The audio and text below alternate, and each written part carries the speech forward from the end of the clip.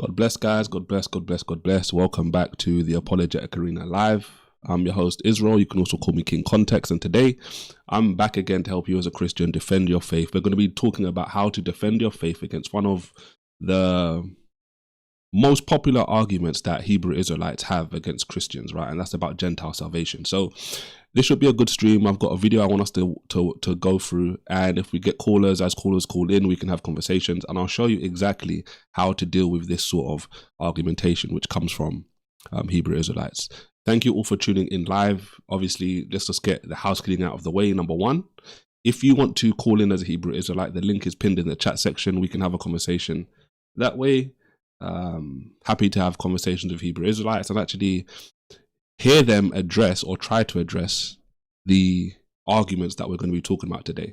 Now, yes, the link is pinned in the chat for Hebrew Israelites to call in. That's number one. Number two, don't forget to like and subscribe. Obviously, make sure you like it so this can obviously go out to more and more people. More and more people can see this. Let me know in the chat section as well. Just give me a thumbs up that you can hear me properly and the video and everything's like good. And we'll get underway very soon. Hi, Zara Grace. Thank you for tuning in. God bless you, sister. I hope you're doing well. And again, like today is such a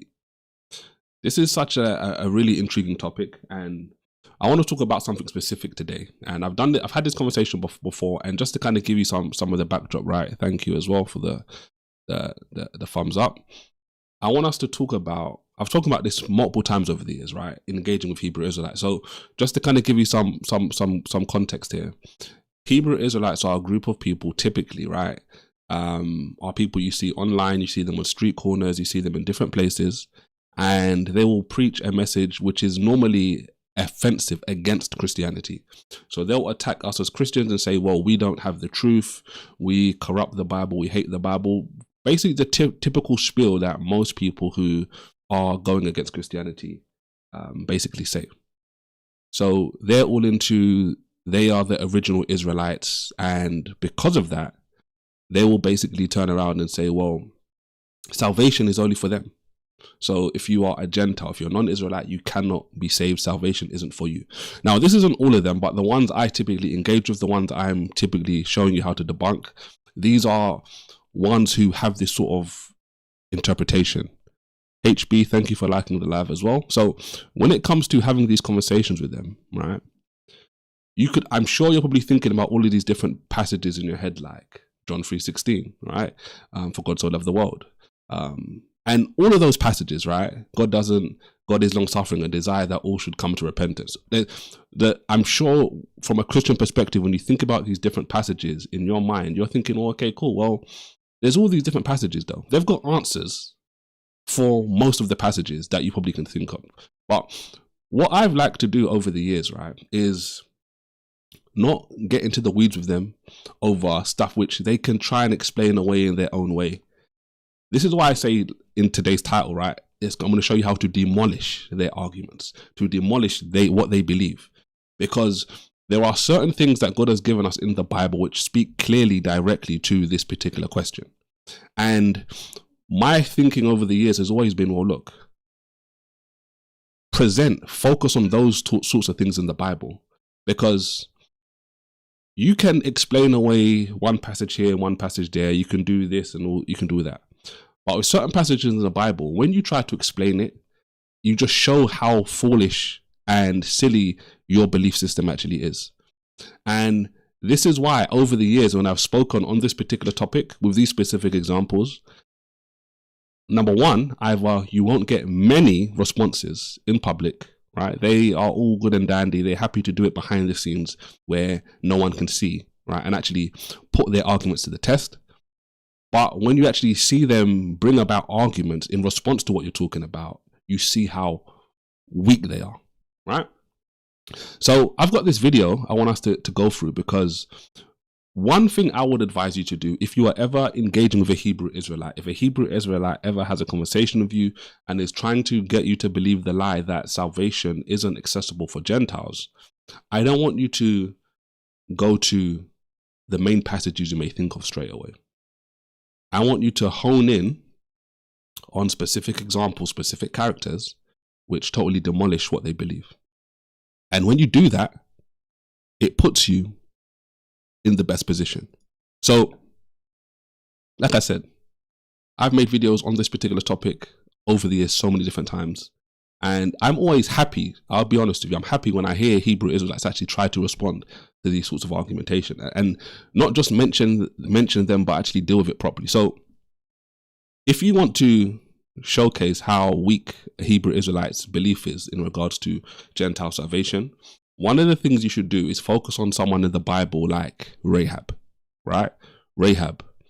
And the reason why you should do this is because apart from ignoring the scriptures, apart from rejecting the scriptures, there's no good way around what the Bible teaches us about Rahab in the Old Testament and in the New Testament.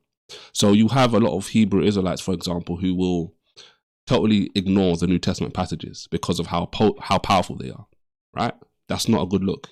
You can't say you love the Bible, you can't say you love God, but then reject parts of his word, right? Big problem. You have people who say, well, these New Testament books aren't scripture. Again, not good. Because again, you can't say you love the Bible, you can't say you're all about the Bible and then start rejecting God's word. Not a good look. You make up these crazy and fanciful interpretations which don't make sense. Again, doesn't look good. And this is the thing. In their own echo chambers, they have their own like, okay, yeah, like this is the script we're going to run. When you say this, when they say this, you say this. And that's like, if you think about this, right, this is one reason why I don't like debates. One of the reasons is because when you have two people coming to debate, right, one person comes with his like belief and the people that are behind him, and then another person comes with his belief and the people that are behind him. And when they start debating, normally nothing happens because everyone mostly is just going to stay where they stay. But so when I think about this sort of situation, I think to myself, okay, cool. Use examples which, when their own people hear their explanations and they hear you demolish them, they get to the point where they realize, oh, you know what, this is actually a terrible argument. That is more effective than dealing with the passages which they are familiar with and they like to talk about instead of focusing on specific things. Okay?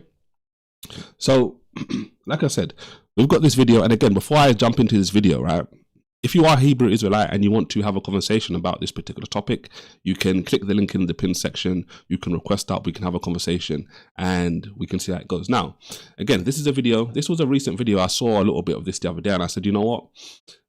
I want to do a live stream on this again, because I've spoken about this earlier in the year, right? And obviously, as some of you know, I wasn't feeling the best. I obviously took some time off from live streaming. The clips were still going out, and I know many of you were enjoying those clips. But like I said on the last live stream last Wednesday, I need to get my streaming fitness back. So as we continue to stream again, I'll get back to being 100%, and all things will just be smooth sailing. So again, I should have mentioned this at the start. Mondays and Wednesdays, 4 p.m. Eastern Standard Time, 9 p.m. UK is when I do these live streams. So after today's live stream, we'll be back again on Wednesday. All right, dealing with a different topic. We'll be dealing with Islam, right, on that particular day. So, okay, cool. So this is a video I want you to watch. We're going to go through it, and I'm just going to show you why this doesn't work on so many different levels. So this is a simple way to present this. So if a Hebrew Israelite is trying to convince you that Gentiles cannot be saved, focusing on someone like Rahab and just be like, well, look, the Bible clearly presents Rahab as someone who received salvation. She received perfection. She received the promise. Or the better way to say it is the promise is she is going to receive the promise, right? Because of the way certain passages explain it. So they can't deal with it. And in this video, what you're going to see is you're going to see a popular Hebrew Israelite, right? I've spoken and responded to some of his videos over the years, right? Amen. Pray for streaming fitness. I've spoken to about this particular Hebrew Israelite before, right? He goes by the name of Captain Tazariak. And someone is asking him about Rahab. And I want you to hear the arguments, the responses he tries to bring.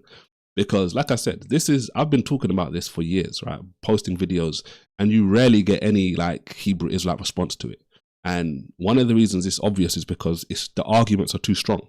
they can't respond like back publicly. They'll be a laughing stock. And when they do, that's exactly what happens. So let's watch some of this video and you can see for yourself. Let's skip. Okay, cool. Let me know you can hear us. Well, thumbs up. Off the stage. What y'all don't understand is if y'all unmute to argue with each other, I'm just going to remove you. I don't do that. I like one-on-one conversation. That's what I prefer.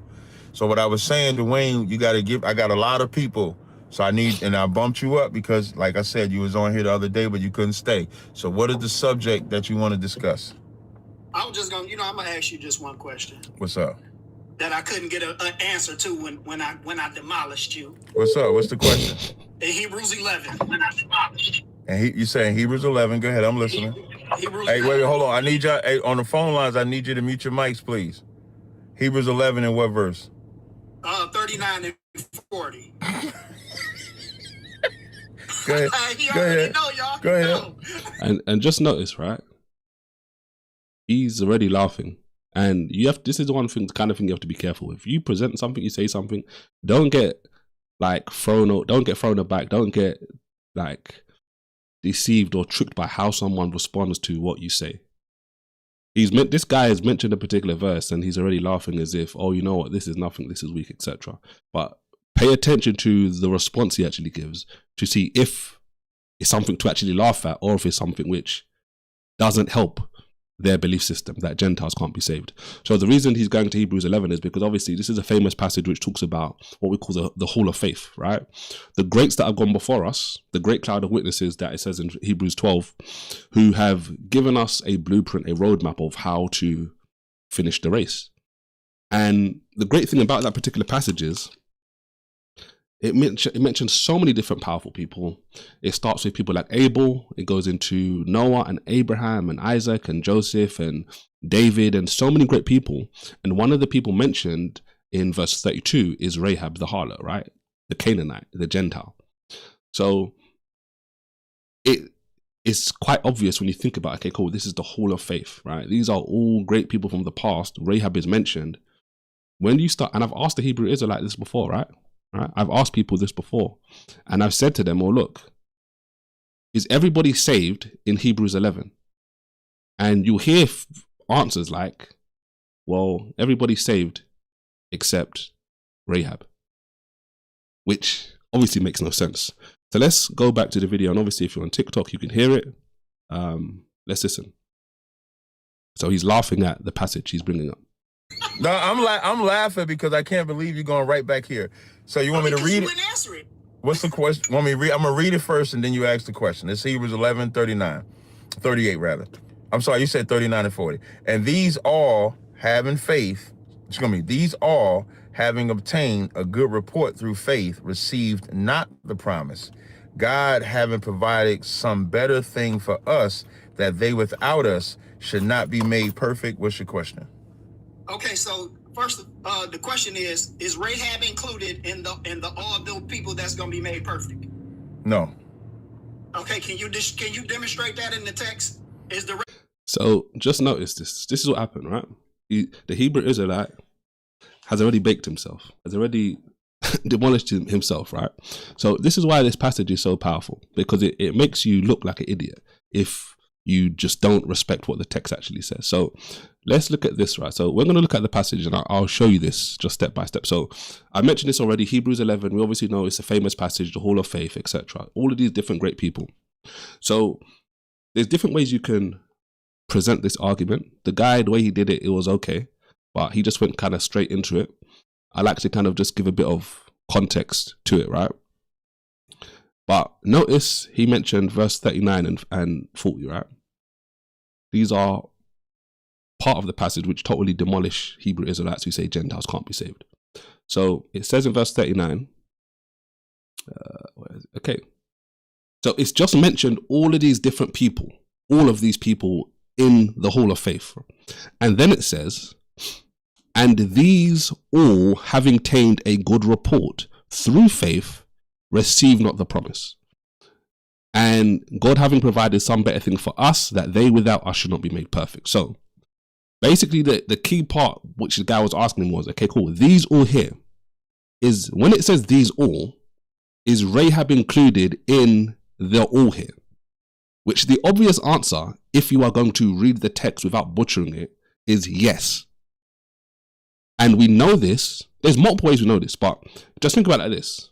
If Hebrews 11 has this great list of people, and then at the end of the list it says, and these all you have to do is think about, okay, cool, who are the all he was just mentioning?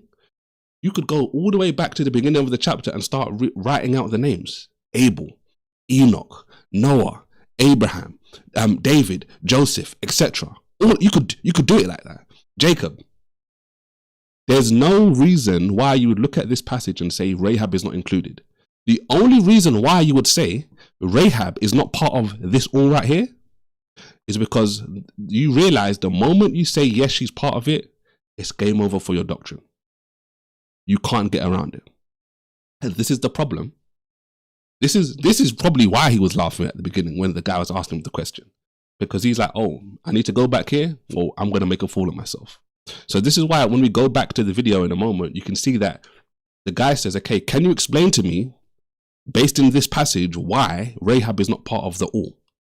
Because you can't just eisegete, which I continue to bring up this I think is a good example. I give up this example of, look, what Hebrew Israelites like this do when they come to passages is they are like people who are driving to their own destination in a car. They want to get to a particular location, i.e. I'm driving to Gentiles cannot be saved. But what we do as Christians is, which is the right thing, is we read the manual, we read the guidebook, the map, and the map directs us to where we're supposed to go. We read the Bible and, okay, cool, what is the Bible actually saying?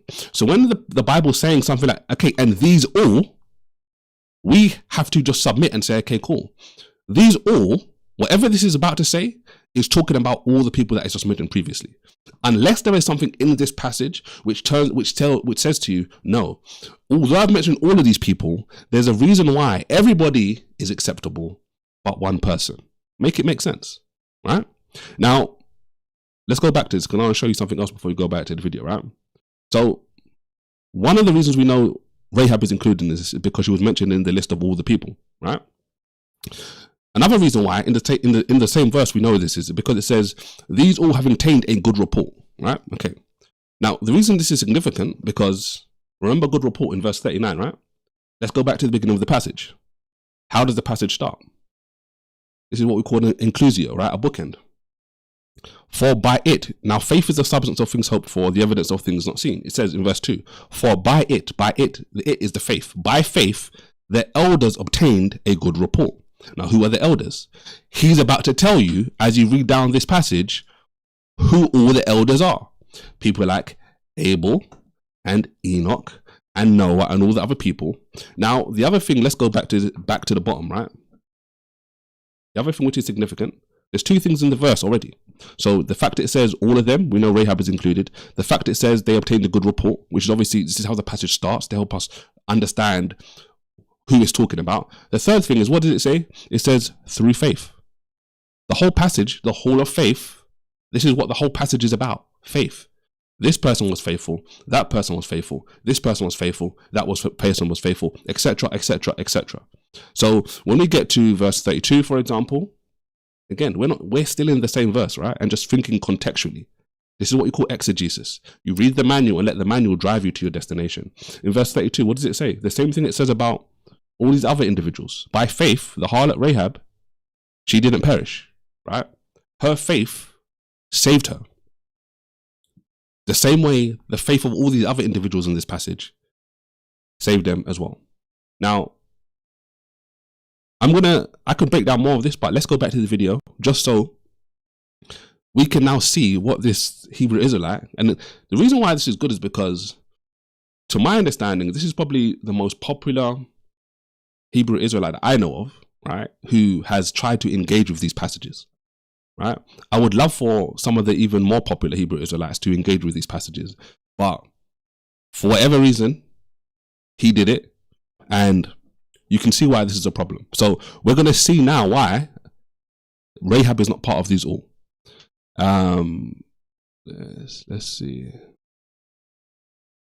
Let's see what comments we have, if there's anything relevant before we continue. Imagine. Hope you find your way. Okay, yeah. There's nothing here, right? Guys, if you've got questions as well, feel free to put them in, right? Whether you're watching on YouTube or whether you're watching on TikTok, feel free to put them in, and I'll try to get them at some point, right? All right. And hopefully this is making sense. This is clear and simple enough for you to just understand why this is such a big problem for them. All right. So let's just go back a little bit, just so we don't miss anything. The question is Rahab included in the all those people that's going to be made perfect? No. Okay, can you demonstrate that in the text? Is the rest of the people in this chapter going to be made perfect? In verse 40, when it says, God having provided something a better thing for us, that they without us should not be made perfect. The point of Hebrews 11, in the beginning of the chapter, it says, now faith is the substance of things hoped for, the evidence of things not seen. And so then it begins to run down a chronological history of men and women that had faith. Rahab's faith was not in obedience to God. Hold on. I'm talking about, so all right, so notice, right? So notice how initially, when this guy asked him, is Rahab included in this all? He said no. And he said, then the guy asked him, okay, break this down for me. Break this down based on the scripture, right? What in this passage makes you believe that Rahab is not included? Why is she not part of the people that had a good report, who are going to be made perfect and receive the promise? And he's like, okay, well, what? Look at Hebrews 11. It's a passage about it's a chronology, right? It's a history of all these different people who came before, who had faith. And then he says, well, the reason why Rahab isn't included is because her faith wasn't in obedience to God. Her faith was, let me even go back in here, what he actually said. I want to quote him properly. Right. Faith. Rahab's faith was not in obedience to God. Okay, yeah, so that's quite accurately. Rahab's faith, he says, was not in obedience to God. Okay, so what was her obedience in? You see, what he's basically doing here, let's go back to Hebrews.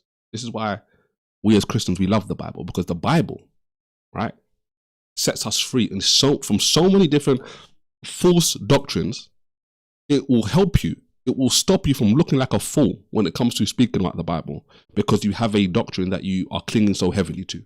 This is what's happening to this guy. This will happen to any Hebrew Israelite who tries to explain away why Rahab isn't included in this list with all of these different people. All right. So back to Hebrews 11. Faith is the substance. What I want us to actually read specifically, we've read that already, is verse 6, because this is important.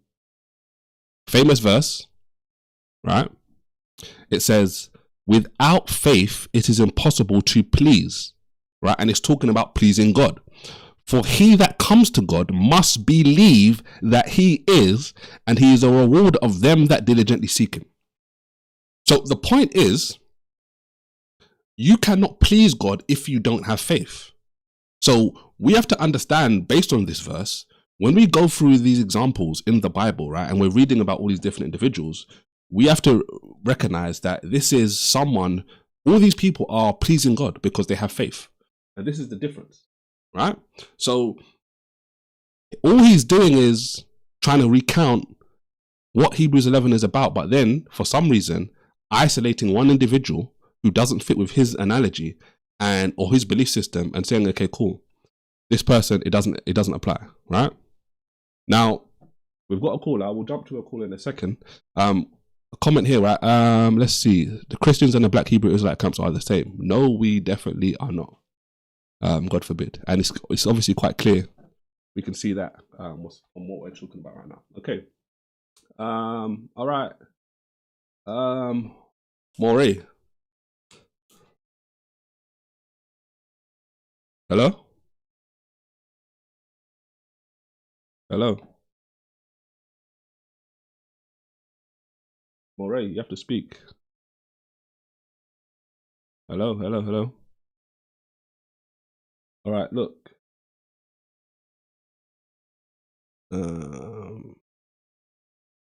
Sort out your audio and call back. So just notice this, right?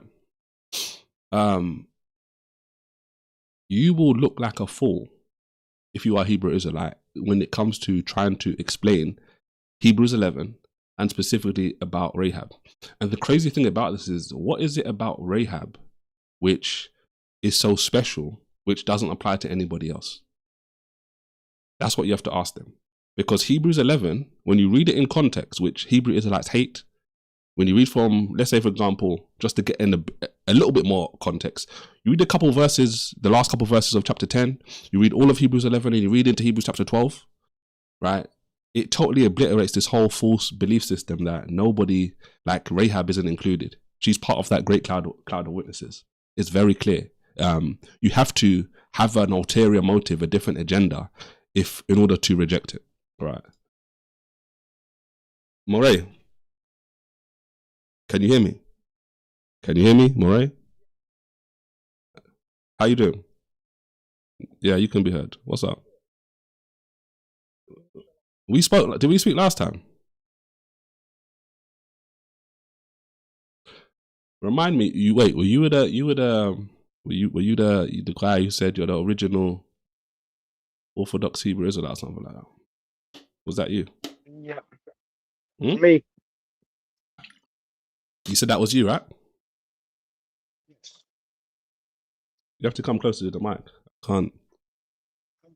Yeah, can you hear me? Yeah, can I be heard? I can hear you. So, in regards to our topic today, how does it interest you? Can you let me know the topic? I'm sorry.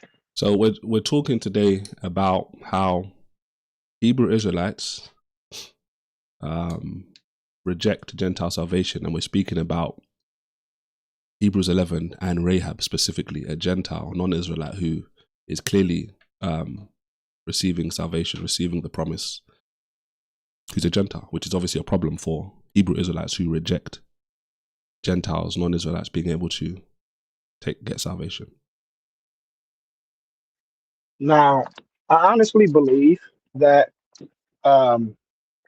Gentiles definitely have salvation. Okay.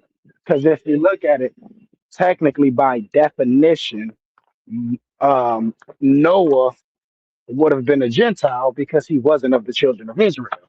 But Noah got salvation. Agreed. But correct. The only thing they will say about that is obviously that they weren't Israelites then. That's what they'll say. So it was before. Gotcha. That's what they'll say.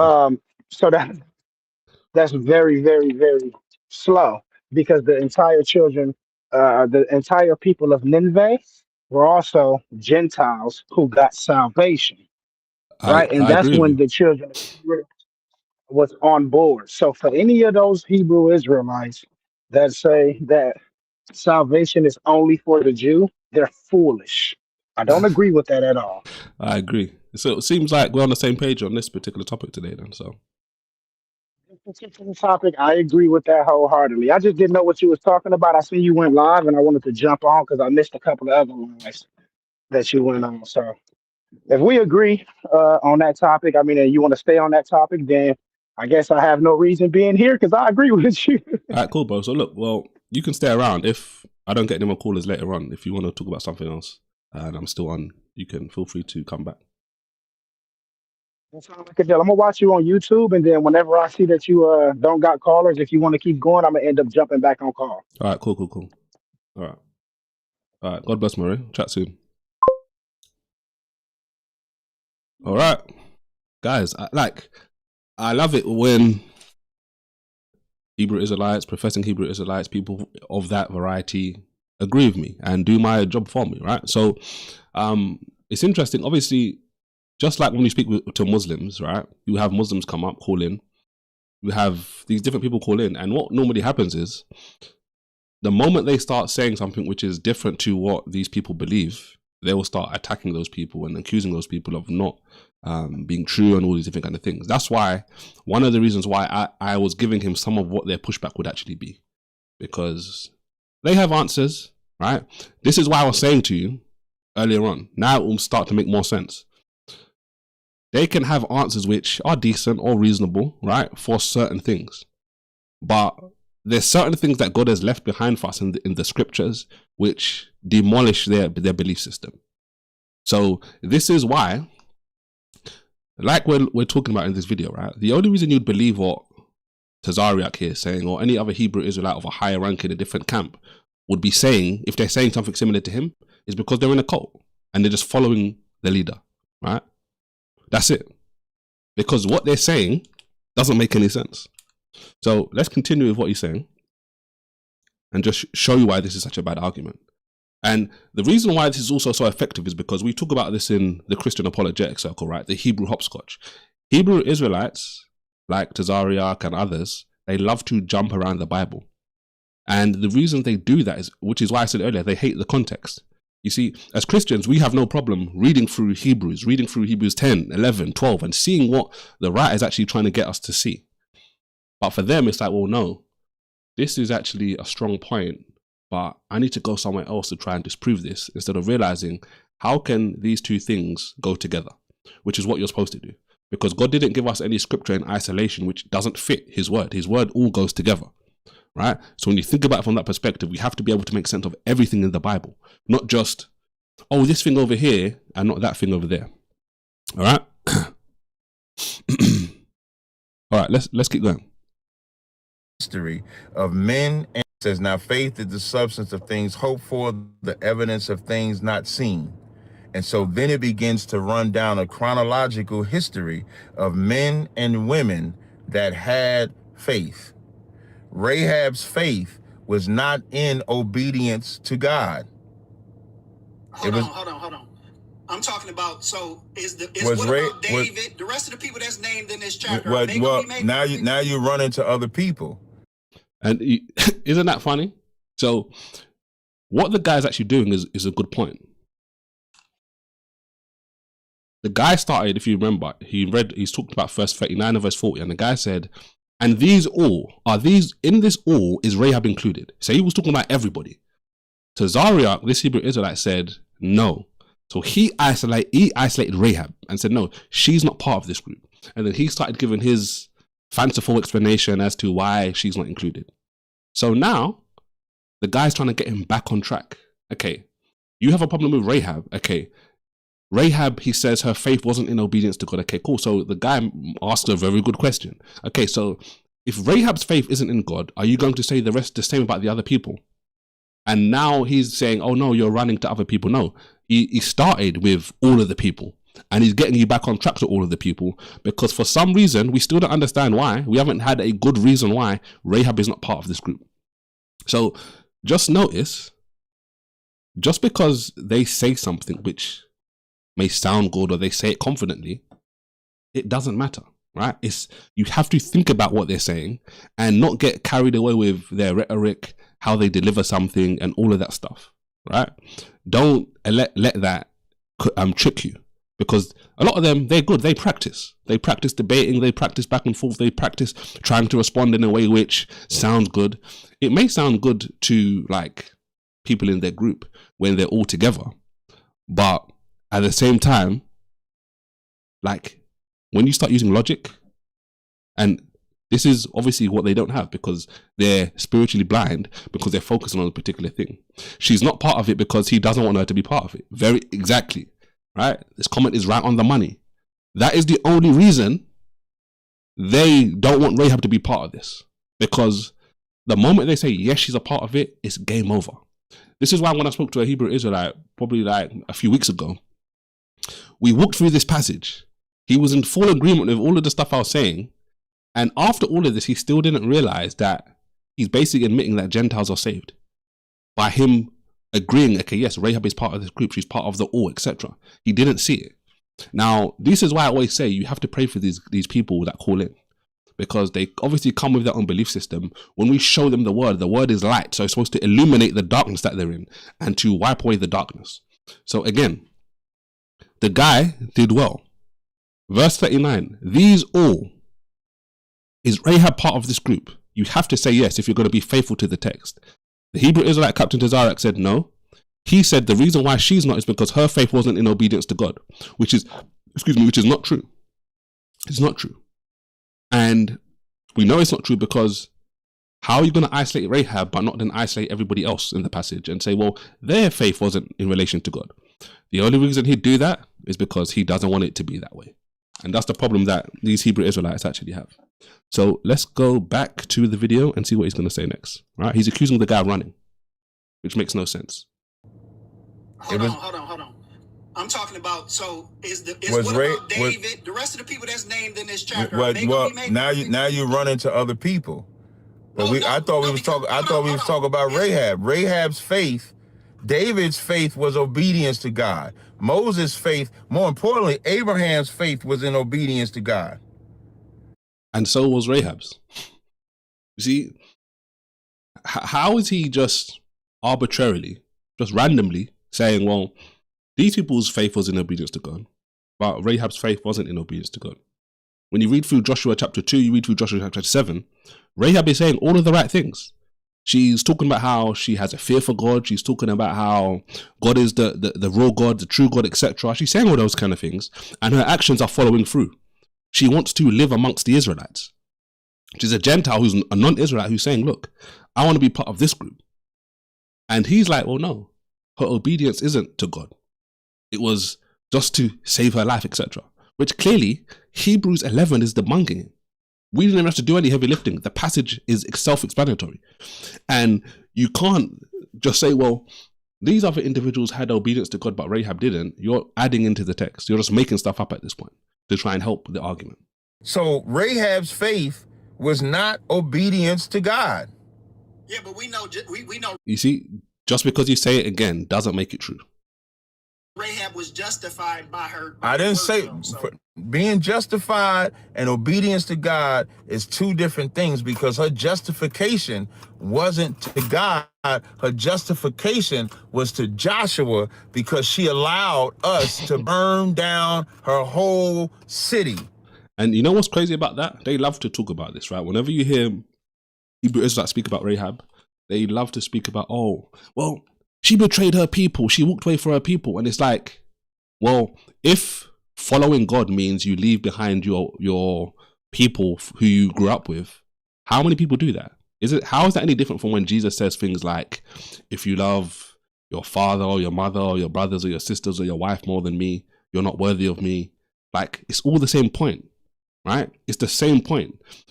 Many people in the Bible go through different situations in life where in order to follow God, they have to forsake their family, their friends, their occupation, so many different things.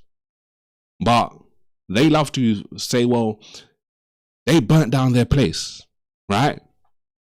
Which makes no sense. Like, people's faith, that's the point of Hebrews 11. People's faith brought about a different result, but the faith was still to the one true God. That's the point of Hebrews 11. So when you think about, and this is, we know this is so true as well, because when you think about how Hebrews 11 starts, the first two examples showcase this in a powerful way. The first two examples in Hebrews 11 are Abel and Enoch. Why do you say that, Israel? Why is this so significant? Because Abel, it says, his faith was in the fact that he trusted in God even though his brother, Cain, killed him.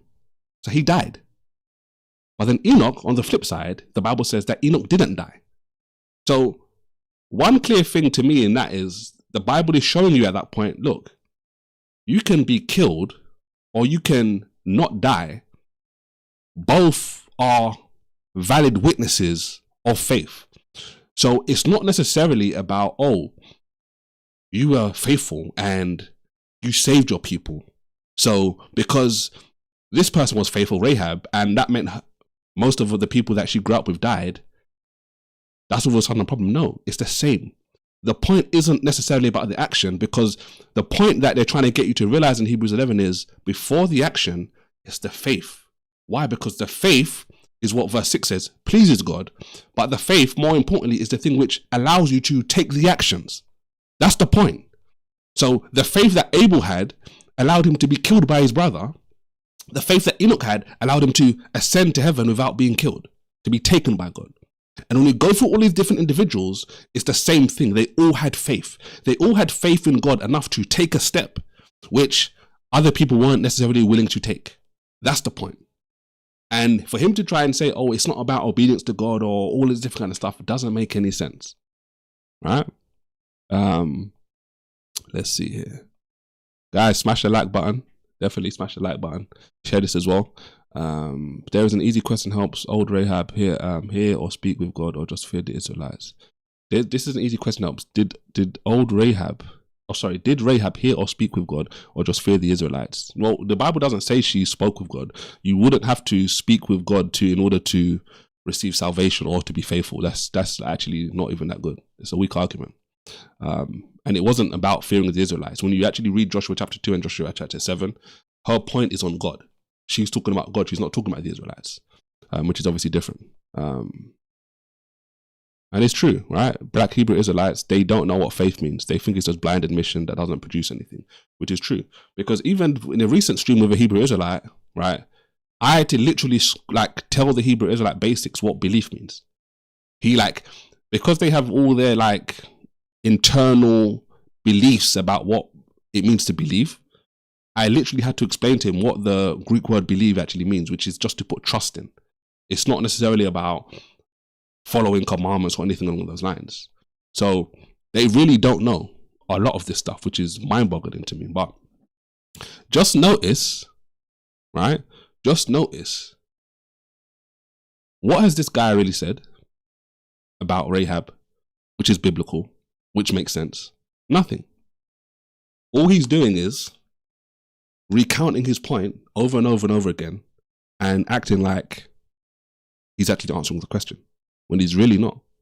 He's randomly, for whatever reason, saying, well, this applies to everybody else, but it doesn't apply to Rahab. And the guy should have pressed him, I believe. He should have pressed him more on that. What is the difference between the all and this individual Rahab? What is it? I promise you, if you keep whittling down on that particular point, it's going to come out eventually that it's because she's a Gentile. That's it. Which shows that they're reading into the text. They're adding to the Bible because they hate the Bible. They hate God. They hate the fact that God can save Israelites and is willing to save Gentiles who put faith in him, like Rahab. Her faith was believing and knowing that we would destroy that city. She didn't want to be unalived. So she said, I'll hide y'all in here, let y'all burn the city down as long as y'all let me live. That was her faith. Now think about this, right? He says her faith was, I don't want to die, so I'm going to let you burn my city down so I can survive. Now, a question I'd ask, and you should think about, is what's wrong with that? Let's magnify this. So, for example, right, each and every one of us as individuals, one of the reasons we believe in God is because of what? Because we know, as the Bible says, God is going to return. He's going to wipe out his enemies, and he's going to take his children to heaven, and the others who don't believe in him are going to be cast into the lake of fire. So, in one way, every individual believer in God is doing exactly what Rahab did. We are saying, if you are my family or you're my friend here on earth, if you don't believe in God, I'm willing to go with God, and if you don't go with God, you are going to be destroyed. Isn't that what we all do as believers? We have family, we have friends who aren't believers. We pray for them, we fast for them, we speak to them, we love on them as Christ tells us to love on them because we want them to be saved. But at the end of the day, we also know that, hey, hold on, God is coming to take me. I'm going to be with God. I'm not going to burn in eternity and stay with you. I believe God. Isn't that what we all do? Now, what's actually funny about this? Think about Genesis chapter 19.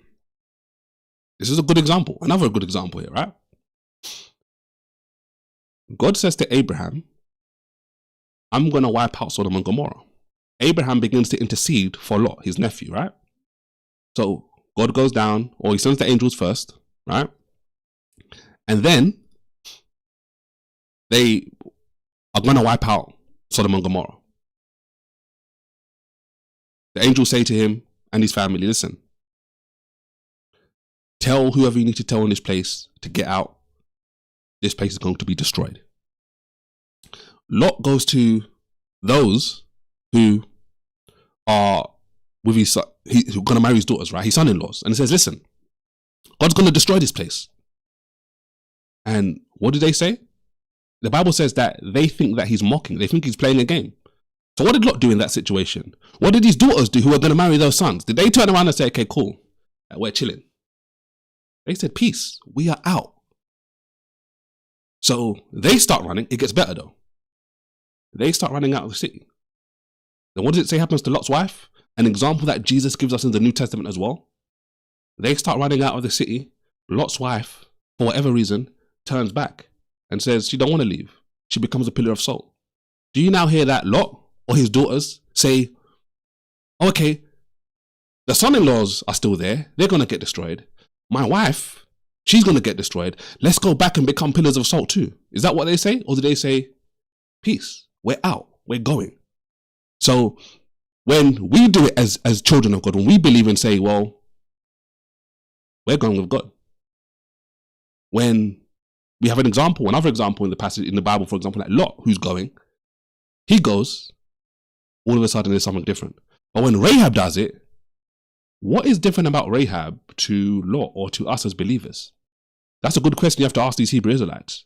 I promise you, it's going to keep coming back down to she's not an Israelite. That's it. That is it.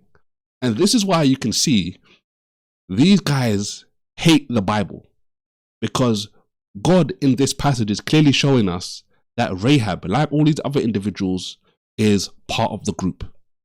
And because that totally demolishes their belief system, they can't handle it. And this is one of the reasons I know they don't speak about these passages, because the moment they do, Christians like me will totally take them to task. We will show how silly their belief system is. There's no reason why you would isolate Rahab from this passage unless you just don't want it. Unless you just don't want it to be there. Very simple. Alive. So she said, I'll hide y'all in here, let y'all burn the city down as long as y'all let me live. That was her faith. Her faith. Did she obtain promises? She didn't obtain no promise. She did obtain. If you want to call. That's good as well. We need to go back to that, right? But notice, even before we do that, right? Okay, so we've got a comment here. So because she chose out of fear and not of her old relation, unless you want to say Pharaoh had great faith, I guess, letting Israel go. Why would Pharaoh have faith letting Israel go? But notice, right? We're going to do something here. Notice Rahab, this comment says, did what she did out of fear. If she did what she did out of fear, there would be no reason for her to be mentioned in Hebrews 11, which is all about the hall of faith. Make that make sense? But notice, let's read, let's let God's word do the talking for us, right? This comment says it was because she chose out of fear. No, it didn't say she chose out of fear. It says by faith, right? She did what she did because of faith. That's what the Bible says. It didn't say she did this out of fear, not of men anyway, right? She had a reverence for God. She heard about what God was doing. And this is why this passage is so powerful. Notice what it says. By faith, the harlot Rahab perished not with them that believed not. See how key this is? You know why it is key? Because when Rahab is talking in Joshua chapter 2, she says, we heard of what God has been doing to the people across the water. And their hearts melted. So they heard about something and they were like, whoa. But what was the difference between the majority of people in Jericho and Rahab? The passage tells you. She had faith and they didn't. They didn't believe. This is the difference. Thank you for helping me do this. You see, this is why people who believe like Hebrew Israelites don't want to talk about this passage. Because the more they talk about it, the more questions they ask, the more they say stuff, the more it shows you how silly this sort of argumentation actually is. There's no real reason why. There's no real reason why you can actually take this passage and say Rahab is not included here. It totally demolishes them. They don't want to talk about it. That's why. This is why. I promise you. This is why you won't hear. I've been saying this for years. Any of these top Hebrew Israelite leaders, break down these passages. Break down Hebrews 11, specifically talking about Rahab. I promise you, they will expose how foolish they are. And only the people in their cult groups will actually continue to follow them. And some of them will wake up and realize, yeah, you know what, that doesn't even actually make sense. As long as y'all let me live, that was her faith. Her faith. Did she obtain promises? She didn't obtain no promise. She did obtain. You see, he just asked them questions. Ask them questions about what the passage says. And I guess he could say he's half right. Right? The guy asked him, did she obtain promises? He says no. Now, unless we're going to hear him in a minute, unless he's going to say she didn't receive the promise because of what verse 40 says, he's cooked. Right? Now, notice what this says. This is why this passage is so brilliant. Verse 39 says, and these all, right, Rahab included, having obtained a good report, right? And verse 2 of this passage says, you obtain a good report by faith, right? Through faith, it says it there. They didn't receive the promise. Now, why didn't they receive the promise? Verse 40 tells us why they didn't receive the promise. But the same way Rahab didn't receive the promise that it's talking about here, Abraham and all these other people wouldn't have received the promise in the context of what it's saying here. But notice what it says. The reason they didn't receive the promise is because it says in verse 40, God having provided some better thing for us. So the people that would be reading Hebrews, people like us, right? Because of us, God said, they, without us, should not be made perfect, should not be made complete, should not be made whole. So the whole point of this passage is, these people have finished, they've run the race. And the reason they didn't receive the promise wasn't because they didn't deserve it. They did deserve it, clearly. They obtained a good report. But it's because God had a plan and said, you know what? They, without us, are not going to be made perfect. So the point is, it's about completion. It's really just a point of showing how gracious God is. God is basically saying in this passage, look, I could have wrapped this up. It could have been done a long time ago. But I'm saying, you know what? We've got all these great people here, this great cloud of witnesses. You guys finish the race and everyone's going to be perfected together. That is the point. That is what Christ does. So unless he's about to say, this is why she didn't receive the promise, he's cooked. Because he's not following what the Bible says. It's so clear that Rahab is saved. Unless you're a Hebrew Israelite who says Gentiles cannot be saved. All right? Let's keep going. If you want to call, she obtained a deal. Hey, we know we won't destroy you and your family. Y'all be able to live around us. Let's just say what the text says. It says she obtained promises. Notice this guy's doing good, right? He's cooking him. He said they can live around us. They were living amongst them. The Bible says, I believe it's Joshua chapter 7, they lived in Israel until this day, right? Now, let's see what happens. If you want to call, she obtained a deal. Hey, we know we won't destroy you and your family. Y'all be able to live around us. Let's just say what the text says. It says she obtained promises. See? Let's just say what the text says. That's all we have to do as Christians. Let's say what the text says, right? We don't need to add to what the text is saying. Let's just say what the text is saying. Wait, what verse does it say she obtained a promise? Verse 33, it says... Okay, I want to read verse 31. We talk about... start at verse 31. Go ahead. Yeah. Thank you. I appreciate it. Hebrews 11 and 31, it says, by faith the harlot Rahab perished not with them that believe not, when she had received the spies with peace. Even that belief is not talking about believing in the Most High. It's talking about when Jericho was going to fall, there was some of them in that city that didn't believe Jericho would fall. Keep reading though right quick. Okay, just no read sweat. Down. The next verse? Just read down to 39. Okay, but it's going to switch off of what's better. Yeah, and this is where I wouldn't waste time reading after Rahab to all these different people. Because this is really giving the Hebrew Israelite what he wants, right? Getting away from the actual point. The stuff he was saying before is on point. You focus on 32, which is talking about Rahab. You focus on 39 and 40, and that's where you focus on. So he's obviously looking for ways to get out of this. He's saying all the stuff he wants to say. Okay, yeah, this. We can go through all these different examples, right? In Hebrews 11. And all he's doing is isolating Rahab and saying, Rahab's faithful is because of this, right? We could do that with so many different individuals in this passage, right? Let's see, for example, because his whole point is, well, look, Rahab wasn't believing in God, but Hebrews 11 doesn't agree with you. Hebrews 11 is all about these people who had faith in God. And they had faith in God, and because they had faith in God, it made them do these particular actions. That's the whole point. So when you read for all these different individuals in this passage, there's so many different people. The question you have to ask, one question you have to ask yourself is, why would God go out of his way to put Rahab and mention Rahab by name? These are the kind of things that always make me realize it's like, this is God, fam. Like, God knows what he's doing. He knew Hebrew Israelites would come thousands of years later with these dumb arguments. That's why Rahab is there mentioned by name. And it's so significant because, I'll show you this, right? After Rahab, it's like God has a sense of humor. We know that anyway. God laughs. Notice this. The very next verse. And what shall I say more? Right? All of a sudden that Rahab is like, now we're now like skipping through a lot of people. We're compressing it.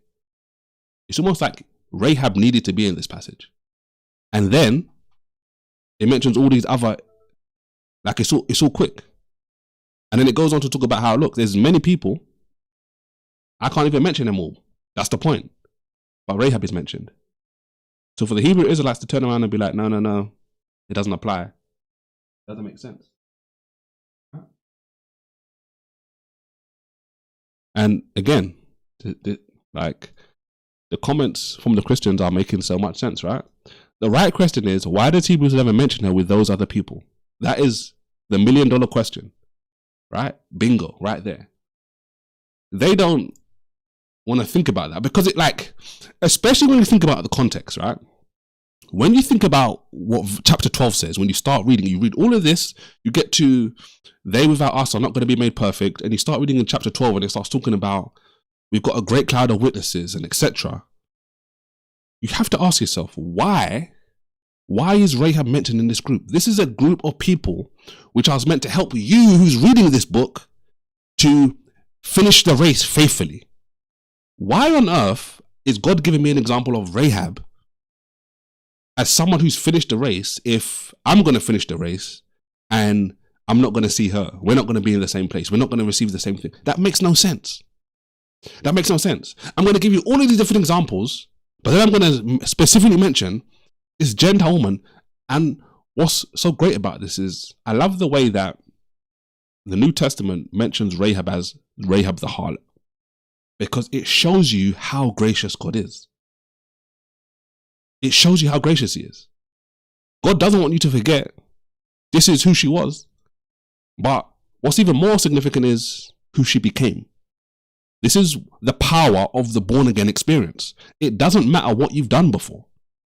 It matters about if you believe. Because when you believe in God, he can transform you.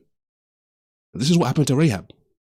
This is why this is so powerful, but this is why they hate the Bible so much. Right? They hate the Bible so much because it goes against what they believe. They hate the Bible. Why would God mention Rahab in this passage? He could have mentioned so many different people. He could have mentioned so many different people. But he chose one of the women to be mentioned in this passage is Rahab. Right? And thank you for quoting it, right? I was mentioning this earlier. Rahab believed God. She said, I know the Lord has given you this land, for the Lord your God is a God in heaven above and earth below. Right? They hate passages like this. And the reason they hate passages like this is because it totally destroys what they're trying to teach.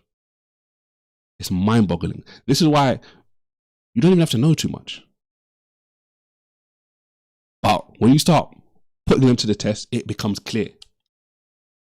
This guy's just asking simple questions, and for the most part, he's showing why this belief is just erroneous. If you now start reading all the other verses aren't really going to tell you anything other than the other people that are mentioned in the passage, which you don't really need to do because most people who know about Hebrews 11 understand that this is a list of great people who have come before. Because verse 32 talks about Gideon. Verse 34, verse 35 talks about women received their dead to life. That's talking about the mother and her 7 sons and the Maccabees. So that each sets of verses just talk about different sets of people. Right, so, and then Rahab was the one that escaped the edge of the sword, right? No, when you talk, she did. Wait, I see why you want me to read. Okay, I'll read for you. I guess from his perspective, he thinks Rahab is being mentioned again in this passage. He mentioned saving by the edge of the sword. That's later down. Let's look at this. Which I don't want to say it like this, but I wouldn't waste time trying to force Rahab into another part of this passage. I guess he's saying in verse 34, this guy who's talking to him believes that quench the violence of the fire, escape the edge of the sword, out of weakness was made strong. So maybe he believes that this is talking about Rahab. You could make the argument, but I wouldn't. You don't even need to waste time, right? Don't waste time on stuff which is ambiguous, right? Because you don't need to, right? 31 is all you need. This is all you need, guys. This right here. She's mentioned in this group along with the other people. That's all you need. Rahab the harlot is mentioned by name. I kid you not. Some of the things I've heard Israelites say before, because they see how powerful this is that Rahab wasn't a Gentile, she was an Israelite. Now, as crazy as you probably think that is, I'm not going to say it's like it makes sense. I'm just trying to help you understand some of their reasoning. I can understand why a Hebrew Israelite would say Rahab wasn't a Gentile, she was an Israelite. Because that's a Hebrew Israelite who's trying to be faithful to passages like this, but also still trying to hold on to their false belief that only Israelites can be saved. So a Hebrew Israelite will look at this and be like, well, look, she's clearly mentioned in this passage. The New Testament is clearly presenting her as someone who is saved. She's part of the family tree. She's gonna be in the kingdom, right? But they're like, well, I can see this, but only Israelites can be saved. So how do I make sense of this? In their mind, for some of them, it's, well, she has to be an Israelite because salvation is only for Israel. Instead of saying, well, you know what? Maybe I actually need to rethink this whole belief system I have and come to the conclusion that Rahab is clearly not an Israelite. She's clearly a Gentile and she believes in God. And she's mentioned in Hebrews 11, the hall of faith. Okay, maybe this belief I've been holding on to is actually wrong. God is willing and able to save Gentiles if they believe in him. Right? They hate Rahab because she's in the hall of faith and is not an Israelite. Neither are they, by the way. Which, again, there's many Christian apologists who go down that rabbit trail with them, right? I don't really do that. Like, because to me, it's not even that big of a deal. What's more of a big of a deal is the fact that they're false teaching about Gentiles, right? You can, like, they can believe that. Just to kind of help you understand what I'm saying, like, there are Hebrew Israelites out there who, they're like, look, they believe very similar to Christians. They believe in the Trinity. They believe in Gentile salvation, but they just believe they're Israelites. Like, to me, I don't have time to waste on someone like that, right? Like, you can believe that if you want, that's fine. But as long as your gospel message is sound, then it's fine, right? And it definitely is a stronghold for them, right? Some of them reject clear texts that show Gentiles being saved, right? This is why, like, Rahab is one of the clearest. It's like, it's undeniable. You have to hate the Bible in order to reject Rahab, which is obviously what we're seeing here. So in verse 34, I wouldn't, like, don't waste your time trying to argue that she's mentioned here somewhere else. Like, it's irrelevant. It's clear she's mentioned by name. God knows what he's doing, right? He inspired these people to write scripture. So it's written in a way which helps us as Christians. So that's all we need to do. So let's see.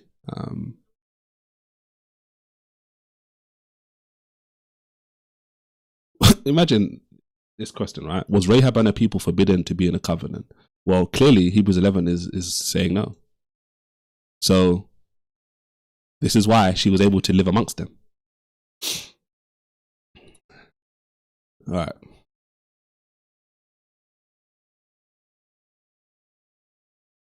Oh my goodness. All right. Let's keep So in verse 32, so after verse 31, when it says, by faith the harlot Rahab perished not with them that believe not, when she had received the spies with peace, verse 32 lets you know it's no longer talking about Rahab, because it says, and what shall I more say?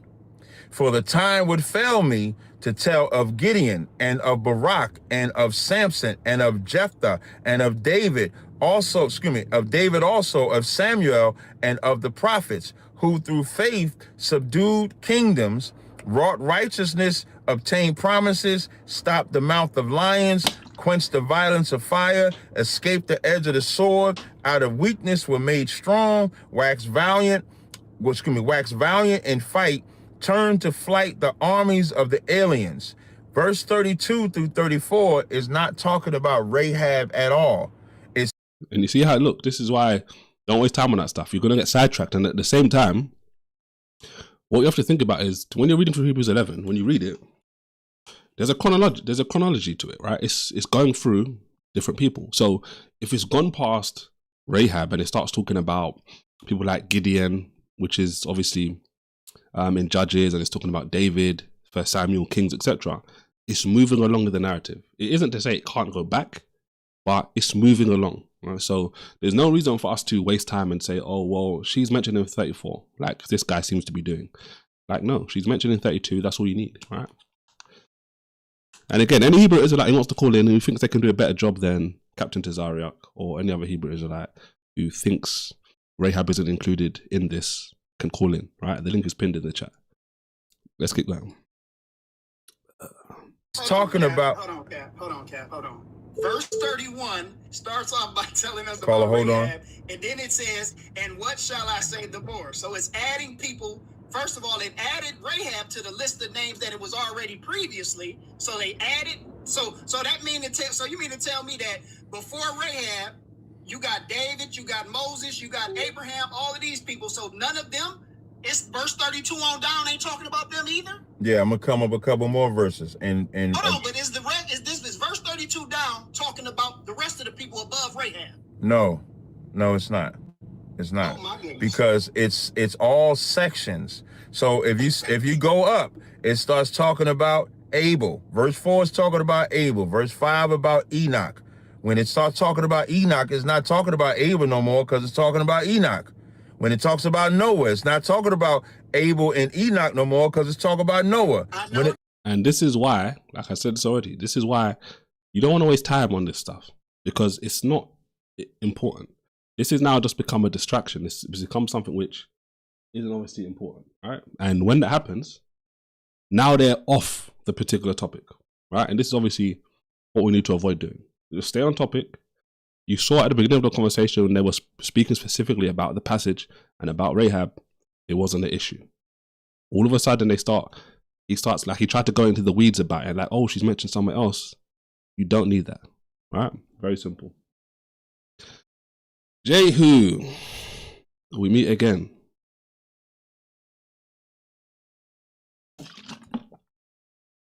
Give me 2 seconds, guys.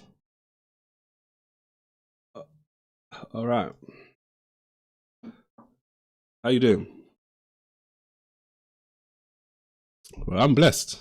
You finally ready to have this conversation about Rahab now, yeah? All right. Bro, when am I not fair? You don't like to go to different verses. The Bible explains itself, not just in one verse or one chapter. The Bible in totality explains itself. And so when I say, hey, let's go get another witness. Sometimes you go, sometimes you don't. You like to give a little pushback. So, as long as you're fair. Because I know, like you said it already, number one. Sometimes I'll go with you, sometimes I won't. Because I know you guys like to hopscotch around and talk about stuff. Oh, my bad. And talk about stuff which is just distracting from what we're talking about. So, if we're talking about Rahab, right? Right. If we're, I don't know how long you've been watching, right? I've been looking through Tazariak's video. They're staying in the passage. He's not going to all these different places because what we're reading in the passage is very self-evident. Okay. So I'm not Captain Tazariak. I don't have no love, dishonor, or disrespect for the brother, but that ain't how I do it. You know what I mean? And you are different. So don't hold me to what Captain Tazariak does. You know, he has a way, I have a way as well. You know what I mean? So we can do it like that. When you say hopscotch, I mean, you know, y'all so-called apologists call it hopscotch, but that's biblically how you interpret the Bible. You let the Bible do it.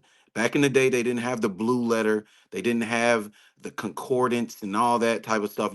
They just had the Bible. Paul, Peter, all them, they read the Old Testament, and that's how they came up with their understanding.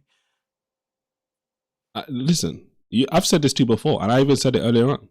You can, other passages in the Bible, I mentioned Joshua chapter 2 earlier, I mentioned Joshua chapter 7, which are also about Rahab, which add additional context. I'm not saying you can't go to other passages in the Bible, but my point is, my point is, you call that hopscotch though? No, that's not what I call hopscotch, bro. Like we've had multiple conversations where we've talked about different passages. I don't want us to start going on some rabbit trail into all these other different passages which are going out of the context of what we're speaking about. Okay, that's the difference. Okay, but you got to let's just see how it goes. But you got to allow me, if I say, hey, I disagree with your understanding, allow me to go to wherever I got to go to explain it and then say, hey, that has nothing to do with this. If it does, you know what I mean? I don't have to let you do that, but you don't have to. Well, how are we going to have a conversation if we can't, you know what I mean? Because if you explain yourself one way and I can't just be me. You can be you, but I say this to you all the time. Don't run around. Don't run around. What do you mean don't run around? If in order for me to explain what I need to say, I have to go to a verse. I'm not running around. I'm going to if I don't have a verse, then you can say, I got you. You don't know what you're talking about, this, that, and the third. If I have a verse to back up what I'm saying, then it should be valid. Should be no problem. All right, let's jump into Hebrews 11, man. Let's go into it. Okay, cool. So, just like the caller asked Tazaria, I'm going to ask you, right? Rahab is part of this list, right? She's in it. Yep. Okay. So, what is this list telling us in Hebrews 11? These people got faith. Okay. Faith in what? Faith in what? Yeah. What do they have? What is this passage telling us they have faith in? Basically just they have faith in what God does. Okay. So, verse 2 says, for by it is obviously faith, the elders obtained a good report. Yeah? Right. Okay, so how do you get a good report? They use faith. Okay. And according to this verse. And but I could go to another verse that says that, you know, never mind. We're gonna keep it here. Go ahead. Okay. So verse 6 is a popular verse. Without faith it's impossible to please him. For he that comes to God must believe that he is a rewarder of them that diligently seek him. Okay. So would you agree that a good report in context of this passage is you have faith in God? Yes. Okay. So there's a bunch of people in this list. Right? Right. Okay. And Rahab is included in this list. Right. Okay. Why is Rahab included in this list, in your opinion? In verse 32. Or let me read it first and then you can answer. Hold on. I'll read it and then you can answer. All right. Verse 31. By faith the harlot Rahab perished, not with them that believed not, when she received the spies with peace. Okay. Go ahead. Why is she mentioned in this passage? Well, the whore, Rahab, Yeah, the according harlot. to the Yeah. scripture, it calls her the harlot, the whore. She didn't die because she had faith. She didn't die with the people, her people, because she had faith. Okay. So because she had faith, she saved her family from getting slaughtered by God's children on the commandment of God. She kept her family safe. She didn't snitch on the Israelites, and her entire nation got destroyed Okay. on God's command. Okay. God commanded to destroy every last one of those Hamites. Okay. I'm not disputing that, but you Okay. you seem to be emphasizing that as if that changes something about what's happening with Rahab. No, she had faith. God wiped out the Canaanites. He was wiping out all the people in the promised land because of their wickedness. Obviously, Rahab and her family didn't suffer that same destruction. This verse is telling us why she didn't suffer that destruction.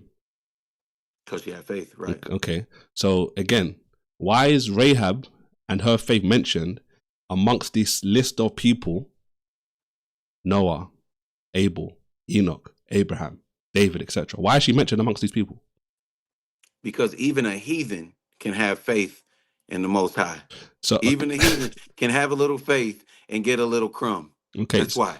That's it. Even so, according to you, Rahab is mentioned in this list because Hebrews is trying to show you that I'm going to show you all these other examples of Israelites, but I'm going to show you that I'm going to give you one example, according to you, of a Gentile who has faith, just to show you that even a Gentile can have faith. Well, that is display. Are you saying are you saying that you're not saying that she's an Israelite. You are saying that she's a Gentile, right? Yeah, she's not. Of course. Yeah. Right.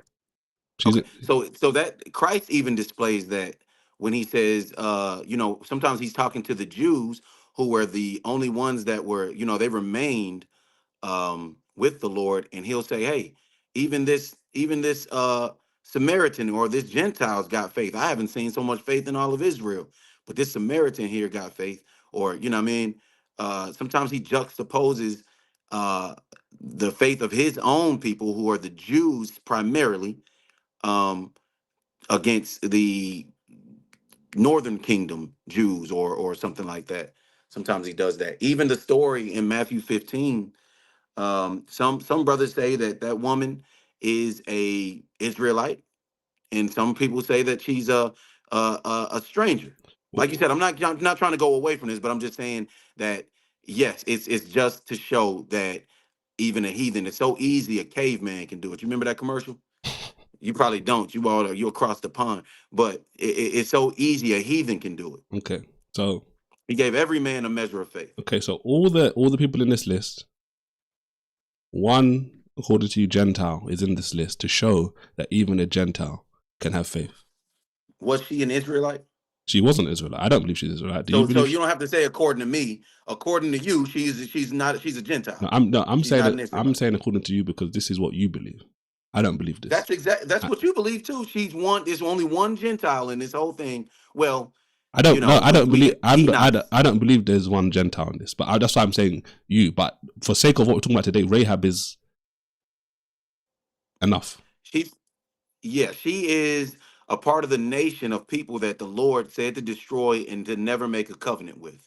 We broke that law by making a covenant with Rahab. Is that correct? No. That's not correct. We didn't break that law. It's not. It's clearly not a breaking of the covenant because she wouldn't be mentioned in Hebrews 11 if that's what you're saying is correct. Hold on. So this is where we have to prove what we say. Can we go to Deuteronomy 7? You bring that up. This is what I'm saying. This is what I'm saying to you about here. Listen to me. This is what I'm saying. This is why I say. This is why I'm saying this is Hebrew hopscotch. It's not hopscotch. Listen. Let me explain to you why. Go ahead. Because notice what my answer was. I said. I heard. Yeah. Hebrews 11 is mentioning her. So because Hebrews 11 is mentioning her, you don't get to say, oh, they broke the covenant making an agreement with her, because God is speaking well of her everywhere else, like all over the Bible. So okay, and this is why this is clear as well, because when you think about the Gibeonites in Joshua chapter 9, Uh-huh. They deceived the Israelites. Right. And they got a different result than Rahab. That's why they're not mentioned, because they didn't move by faith. So, okay, go ahead. What is it in Deuteronomy 7 you think is like? Go ahead. Yeah, I mean, can we just pull it up? You pull it up. What do you want to talk about in Deuteronomy chapter 7? We talk exactly what we're talking about right now. Yeah, like what though? What do you mean? What we're going to look at the law? What does the law say? Tell me what the law says. Tell us. Like, I'm listening. I don't have to tell you. Just bring it up. Let's look at it. You got an audience, man. Yeah, I know. So that's what I'm saying to you. Why don't you want to go to the Bible? I don't understand. I literally just said to you, read it. I literally said to you as well, tell us what it says. Can you not bring it up so we can look at it? I don't have my Bible. I don't have my. So bring it up. So you came to have a conversation, and you don't. Yeah. You're not ready. Yeah. So does that disqualify me, or I don't know? No, I'm just trying to get you to realize, because I'm sure everyone else that's listening realizes. You will go and accuse me and say, "Oh, I don't want to go to these different passages." I tell you, read the passage. I told you, read the passage. You don't want to read it. So, all right, fine. So you bring it up on the screen. It's your show. I'm not going to bring it up. I come on your show all the time. I'd love for you to come on my channel. What are you going to do on your channel? I would treat you with more respect. Because I don't have anything to hide. Bro, think about it. I don't have anything to hide. But think about it like this. Well, then let's pull it up. If I didn't treat you with respect, we wouldn't continue to have conversations. No matter. We like to prove that you don't know what no matter how they go. All right. Cool. Okay. Well, let's pull it up. You pull it up. What did I tell you? What did you tell me? What did I say? You don't want to pull it up, man. What did I say? You're going to run from Hebrews 11. You're running from Hebrews 11. I'm not running. I'm just proving what I said. The Bible says that it was a sin. He told us not to do it. Not to do what? Because you see it written in Hebrews doesn't mean it wasn't a sin. He told them not to do what? Let's read it. Tell me what. Can you read it? I don't understand why. I don't understand why you don't want to say what he told him not to do. Why don't you want to say that? He told us not to make a covenant with those nations. Her nation. We're not supposed to make a covenant with them, and we did. Just like you said, the Gibeonites. We weren't supposed to make a covenant with them, and we did. And obviously, they did. Anyway, cool. Right? They didn't. The Gibeonites, like I said already, they deceived the Israelites. That's why their result was different to Rahab's. Right. But the Lord said, don't do it, period. So Isaiah 55:11 says, his word will not come back to him void. You can't break the law. He's not going to allow you. You can't just break the law and say, oh, don't worry about it. It's all good. You know what I mean? She had faith. So that it was a sin. All right. So let me ask you. All right. Let me ask you. All right. Let's stay on track. Rahab. Hebrews 11. Verse 39. 31. No, 39. 39? Yeah. All right. Okay. These all. Who are the all that this is speaking about? Who are the all? Yeah. Who is this? Who are the all that this is mentioning here in verse 39? Let me get it. Found my sword. You know you have to stay ready. Come on, man. You never know who you're going to run into, Jay. Come on, man. You know good and well I'm ready. You just don't like to pull up the scriptures and it's... Oh, you'll pull it up now, though. You see how that is disrespectful? That's, you know what I mean? Like, why? Bro, don't want to... This is on topic. You mentioned... It's the same thing. Think about this. You mentioned Matthew 8 with the guy who Jesus said he hasn't seen faith like this in Israel. You didn't go to the passage. I didn't tell you go to the passage. I didn't ask you to go to the passage, but I asked you to go to this one and you can't. But the point I'm trying to make is we're both mentioning passages and we're not going to all of these passages.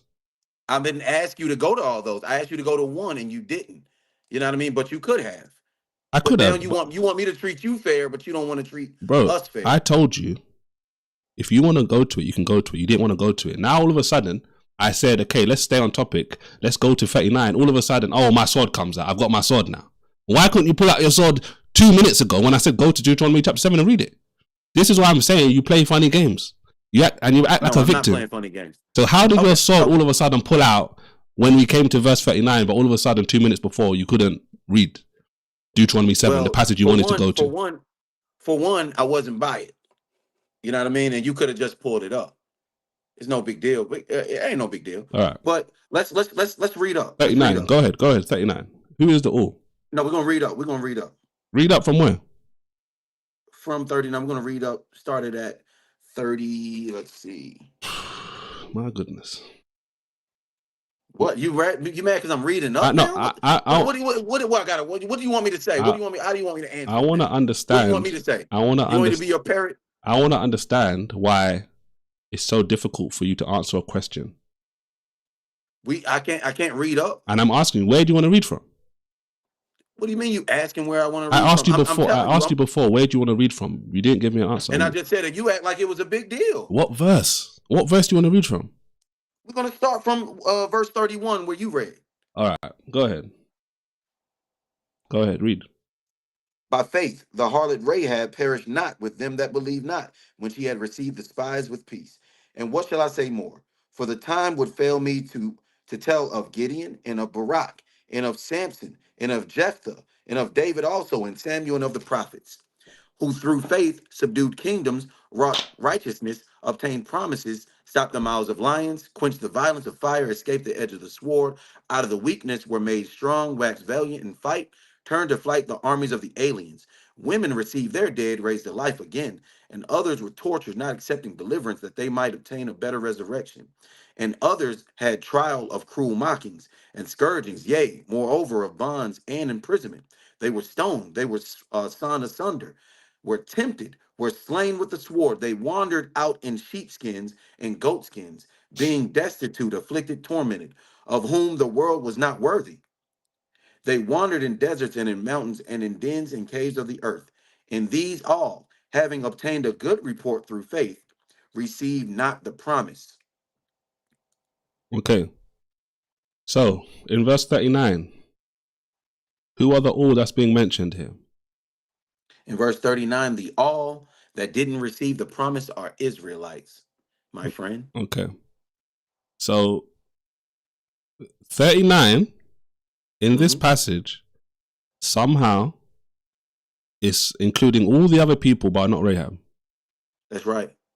What according to the Bible. What in this passage makes you believe that? Well, first of all, it starts talking about these people that subdued kingdoms, did all that, you know what I mean? It starts talking about Jephthah and Gideon in verse 32, and then it starts talking about how the exploits that they did, not the harlot, but the exploits that they did, and they subdued kingdoms, this, that, and the third. But then there's one thing in verse 39 that gives it away as well, and that is the promise.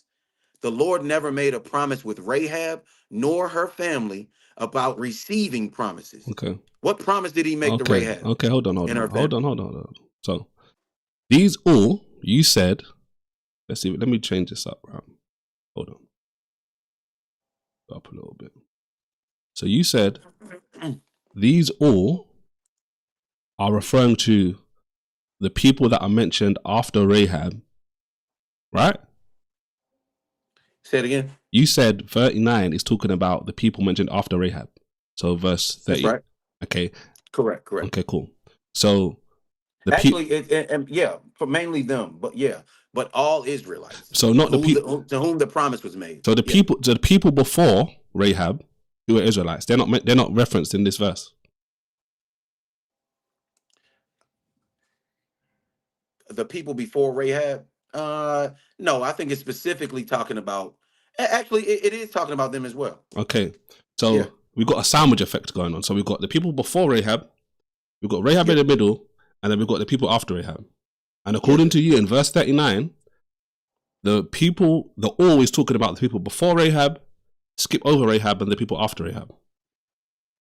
Well, it had that little section in there for Rahab, about Rahab. But yeah, this is primarily talking about the people to whom the promise was made. Yeah. Okay. So that makes no sense, obviously, because there's no reason why, contextually in this passage, you would say these all isn't including everyone that's being mentioned. That makes no sense. What promise? What? Explain to me what promise was Rahab supposed to receive? Before we get to the end of the verse, Here we go. My goodness. Bro, do you Yeah, understand? Do you understand how context works? Do you? I'm listening. Before we get to the end of the Do verse, you understand how context works? obviously not, according to you. No, because you want to run to the end of the verse. There's parts before that which obviously help us understand what the passage is saying, right? Then let's get to it. We're trying to get to it. I'm listening. All you said at this point, like Tazariak in the video, is these all are people before and people after, but not Rahab. Because we know how to read the Bible. We know how to read the Bible. You can't even read a verse, but you think you know how to read the Bible. They prove I can't read the verse. I'm proving it right now. Everyone can hear you. And these listen. And these all, contextually, will be talking about all the people he's mentioned before. Having obtained a good report. Now, what does verse 2 says? What did verse 2 say are the people that received a good report? We spoke about this earlier on, and you even agreed with me. Mm-hmm. Let's go back up. Let's go back up. What did it say? For by it, the elders received a good report. And earlier on, listen, earlier on when I asked you about this, I said, it is the faith. I said the elders would obtain a good report. And I asked you, I said to you earlier on, to receive a good report, is that faith in God? And you said yes. Right? You remember? Mm-hmm. I remember. So I don't understand how now, all of a sudden, you forgot what you said previously, and you're now trying to say this good report is all the people before Rahab and the people after Rahab, but not Rahab. That doesn't make any sense. Didn't say the good report. Didn't say the good report wasn't. What I'm saying is she wasn't eligible to receive a promise. I mean, a promise from God. Like she got. Hold on, let me talk. I'm letting you talk. Talk. Okay, because you was about to start running your mouth, man. She got saved, right? Yeah. She got her immediate gratification. She got saved, or what you would call saved, salvation, right then, and she was saved from the sword, right then. Her and her household and her family, right? She was mentioned here for having faith, for selling out her people, but that's the extent of her salvation. She was never promised the eternal kingdom or an eternal body. The Bible doesn't say that he's going to make the new covenant with she's not a Midianite, Canaanites. There's going to be no Canaanites in the kingdom, the scripture says, so it doesn't fit the Bible. It doesn't fit the Bible. She was never, it says she didn't receive the promise. So if she got blessed then, you know what I mean? What else was she looking for? According to you, you said it said she didn't receive the promise, but you said she's not part of the all that didn't receive the promise. Like, you're not even being consistent to your own argumentation, bro. I am. You just not track, bro. I did track. Track, bro. You said I asked you in verse 39, I said to you, who are the all? You said it's the people before and the people after. Now you're trying to say, but it just says Rahab didn't receive the promise. But you just said she's not part of the all that's mentioned in verse 39. I'm tracking you. You're not. Okay. You're not tracking. Because I could. Like I said, Romans. Well, we know the promises are to Israel. The promises are to God's chosen people. Rahab is not a chosen person. If the Lord wanted her to be a chosen person, he would have made her a chosen person. She's not. He actually told us, do not make a covenant with them. She married Nahshon. I think he's the prince of the tribe of Judah. That's a covenant. That's a sin. That's breaking the law.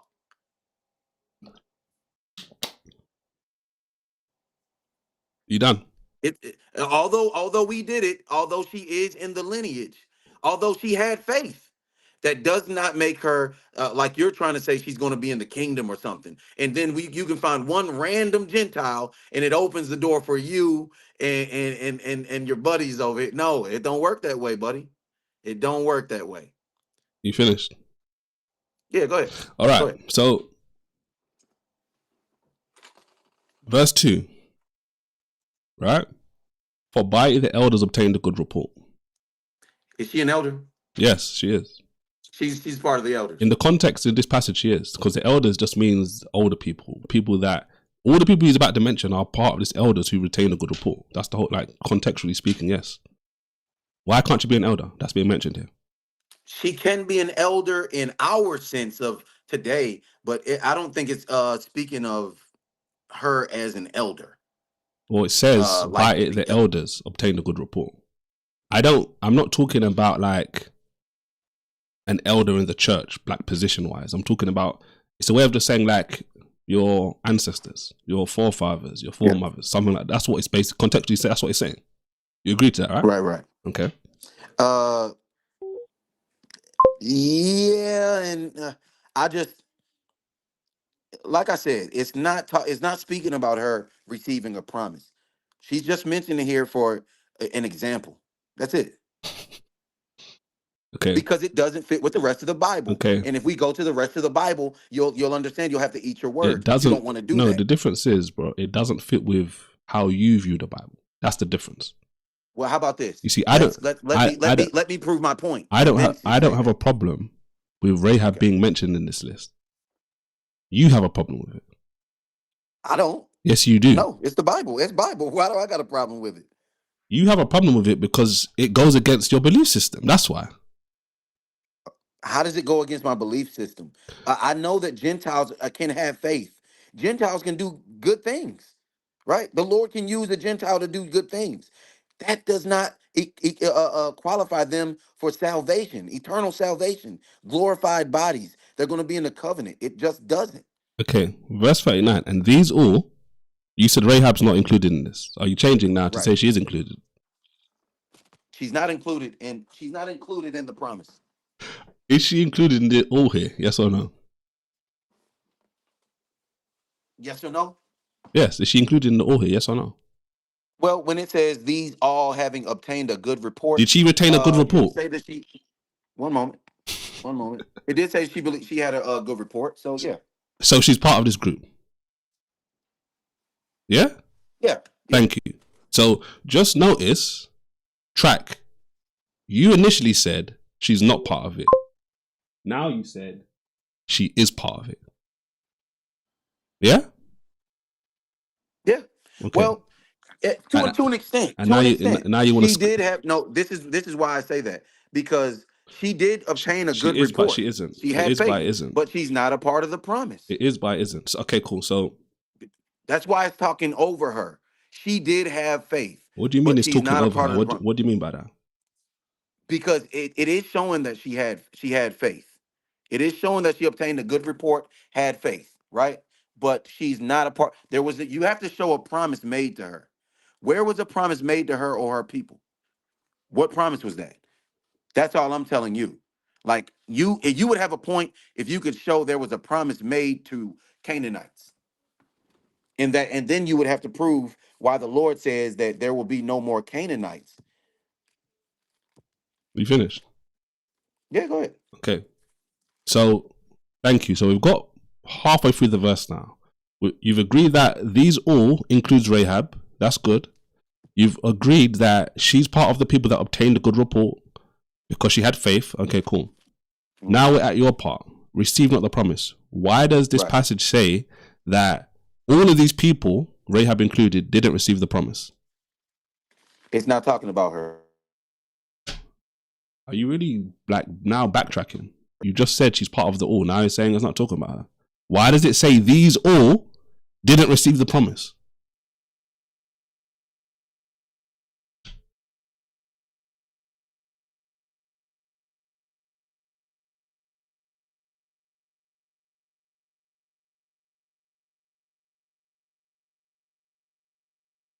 Hello? You there?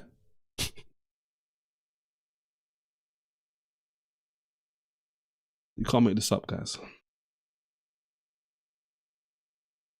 Jehu, why? We're waiting for you. He's gone. Hopefully he comes back, right? But do you see how difficult it is to have these sorts of conversations? This is basic. Basic.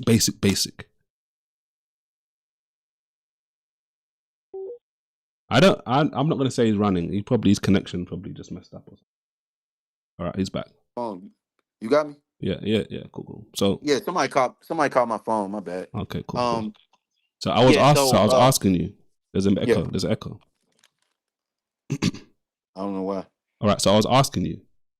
You said she's part of the all. You said she was part of the people that received a good report through faith. Why does this passage say that all of these people, Rahab included, didn't receive the promise?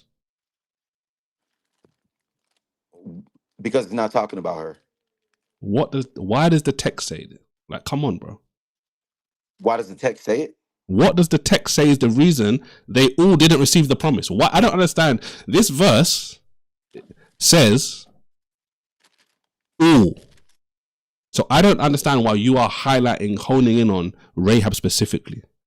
Why does it? Don't understand. Why, listen to me. Listen to me. Just listen. Why does it say in this passage, all these people that are mentioned in this passage, Rahab included, who had a good report through faith, why does it say that they didn't receive the promise? I got you. This is why. Because you don't keep the laws of God. You don't understand the Bible. In Zechariah 14 and verse 21, yea, every pot in Jerusalem and in Judah shall be holiness unto the Lord. This is hopscotch? Hopscotch. Why is it hopscotch? Because it's I'm matching up the Bible. You cannot just read one chapter and say, "Oh, that's everything I need to know," and just go from there. I didn't say that's read what one Christians chapter, do. bro. That's why you're lost. I didn't say read one chapter. People can already see how you flip flop. You're only reading one chapter. Listen to me. People can already see how you flip flop in one verse. But that's not the point. The reason why I'm saying this is hopscotch is because I'm asking you, why does this passage say all of these people didn't receive the promise? You don't need to go to Zechariah. You don't need to go to any other. Listen, you don't need to go to any other passage yet. The text tells you why. Why does it say they didn't receive the promise? Okay. So is it my turn to speak? Answer the question. I'm answering the question. Because the Bible is talking to Israelites. It's a book written. It's the name of it is Hebrews. It's written to Hebrews. Hebrews understand that the promise is only to us. It's not to a Canaanite. She didn't. What promise was she supposed to get? The only reason why you don't understand it because you're not a Hebrew. You don't understand. You don't have the spirit, bro. I don't have the spirit, bro. apparently. I'm trying to teach you something, bro. You need a Hebrew to break it down to you. The rest of the Bible says that she cannot get into the kingdom. Bro, just listen. I just answered it. Bro, you didn't answer the question. You're sidestepping. Why? I'm not. Show me a promise that was made. What is so difficult? What is so difficult for you? I just answered it. What is you so, don't like my bro? Answer. What is so difficult for you to read contextually this passage and answer this question? Why in verse 39 do all of these people that have been mentioned in Hebrews 11, Rahab included, you agreed already, who had a good report because of their faith, why does the passage say they didn't receive the promise? What does the passage say? The passage says they didn't receive the promise. Why? Because they hadn't received it. Why? They didn't receive it. What does the passage say? Con. You talking about what's the next verse? It says God having provided some better thing for us that they without us should, excuse me. I can't even read it. Put your don't look like it's all the way on there. I know you can't read it. I can't see the rest of it's obvious. Rest of the verse. All right. You read it. You right there. Read it. I need you to read it. No, you don't need me to read it. You read I need it. you I got to finished read it. reading, man. I read 9 verses. I need you to read it. Okay. Why does it tell us that all of these people that are mentioned in Hebrews 11 didn't receive the promise? What does it say? Read the last verse. You read it. I'm not reading it. I already read it. You read it. This is how you want to end. That's how you always want to do. How? You want it? That's how you always want to do. You know what I mean? Why does it say they didn't receive the promise? It says because God got he got something better for them and us. Not Rahab though. The rest of the Bible tells you that Rahab can't receive the Bible. Read the verse. What does it say? You read it. You read it. Read it. I don't know I don't know what makes you think you're a tough guy, man. Bro, this has got I nothing to read do with already. this You has got read. nothing to do with being tough, bro. Read the Then just verse. read it then. Answer You the don't even want to go question. to my verses now. You read. Answer the question. No, You, no, I'm not. you I already answered it. I already answered all it. right, all right, I already answered it. all right. It's all right. You see, this is what's so crazy about this situation, right? Why? I don't know the Bible. You don't know the Bible. You don't know the rest of the Bible. I You want to just bring up one chapter, one verse, and I apparently don't know the Bible. You see, this is hopefully you can see this is why I don't entertain people like him. Let's go to this passage. Let's go to that passage. Because when you are on a particular passage, they can't even deal with the passage. Why does it take 20 years to answer simple questions? Who are they all mentioned in this passage? Oh, it's everybody before Rahab, after Rahab, but it's not Rahab. That's what he said initially. Then he changed and said, okay, yeah, Rahab is included. This is why they hopscotch all over the place. They can't deal with what the passage is saying. So when I'm literally asking the same question over and over and over again, why does it say they didn't receive the promise? Oh, it's because of this, it's because of this, it's because of this, it's because of this. Everything but what the text says. Do you see why I say they hate the Bible? And they will say that we hate the Bible.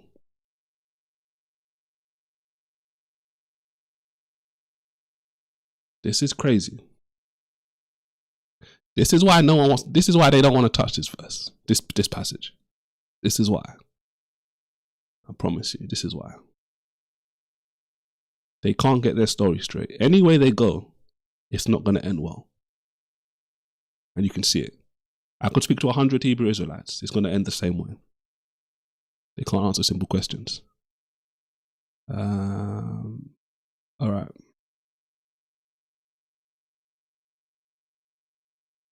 All right. We got, how long have we been going? About 2 hours? All right, cool.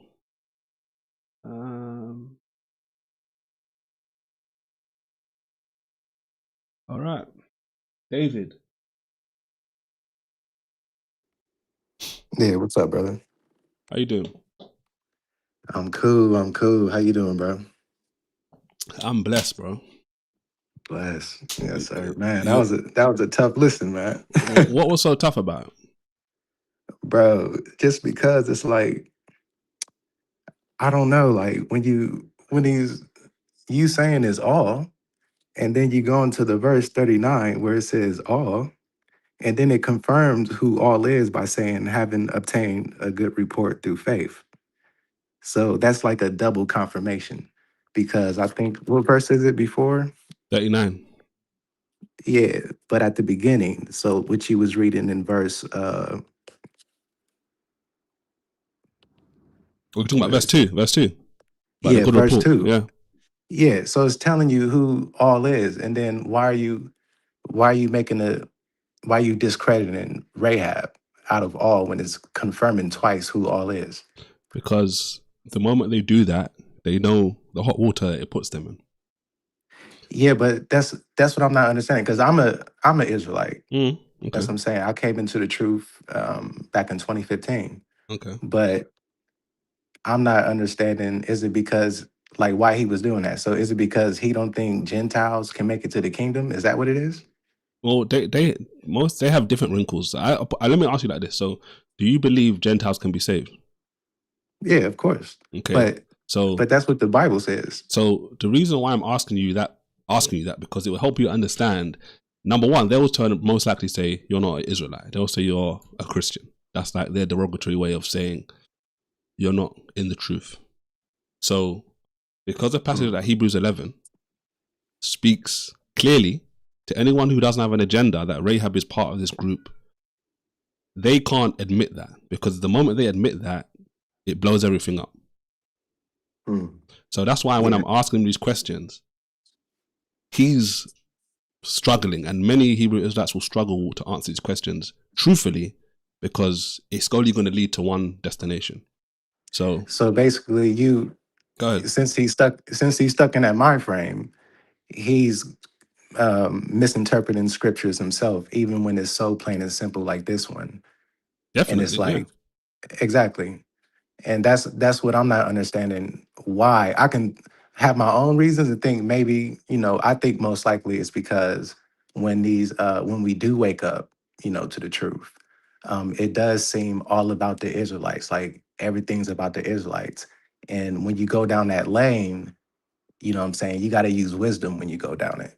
That's what I'm saying. Yeah, this is an Israelite book. Yeah, he was writing to the Hebrews. We understand all that. Hmm. But you can't have that, you can't allow that to ruin the context of verses. Well, this is the problem. This is why I said before, most of these guys who I'm going to engage with and deal with will say you're not an Israelite, and it's this Yeah. this is the problem.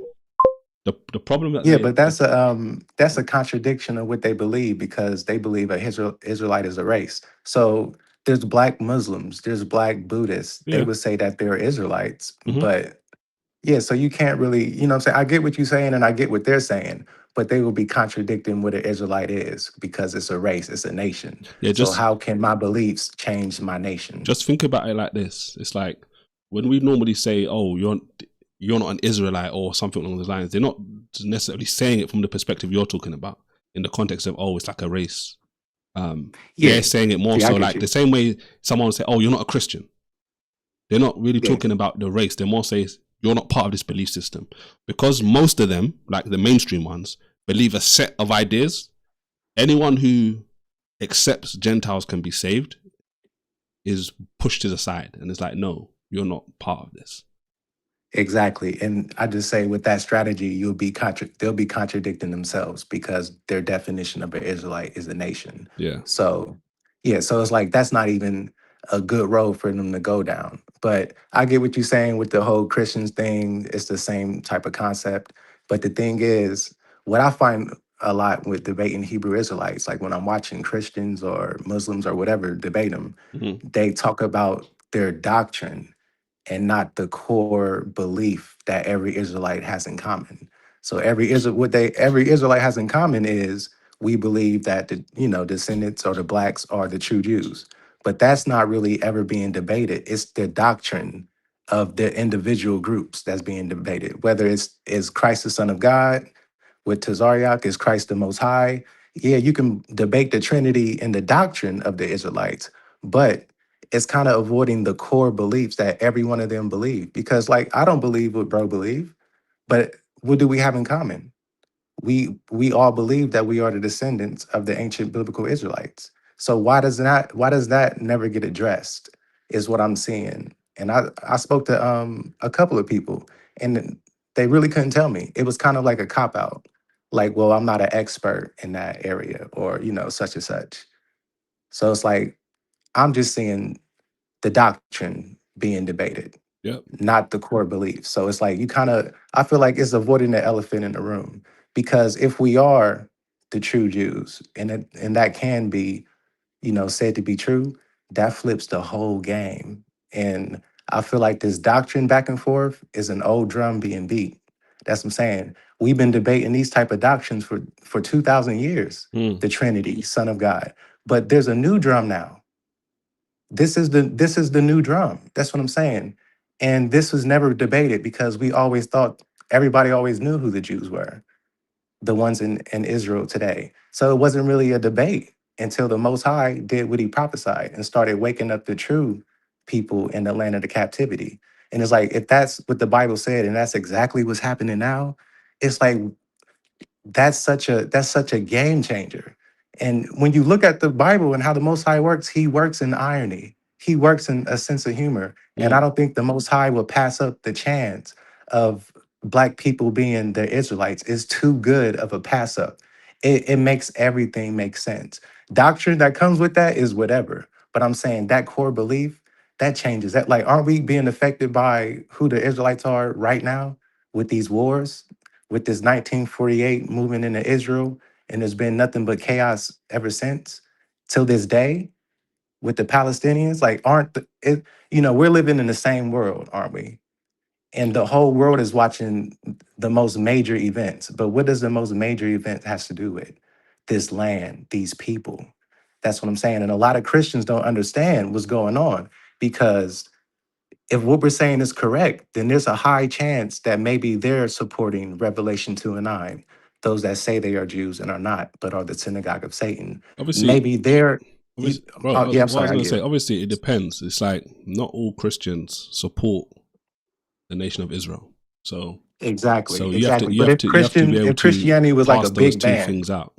That yeah, this if is the Christianity difference. was like a person, that person would be supporting. I know the individualism and all that, but like if you look at America, for example, the most, powerful country, most greatest country in history, Israel has APAC in America, which is an organization, a foreign lobby.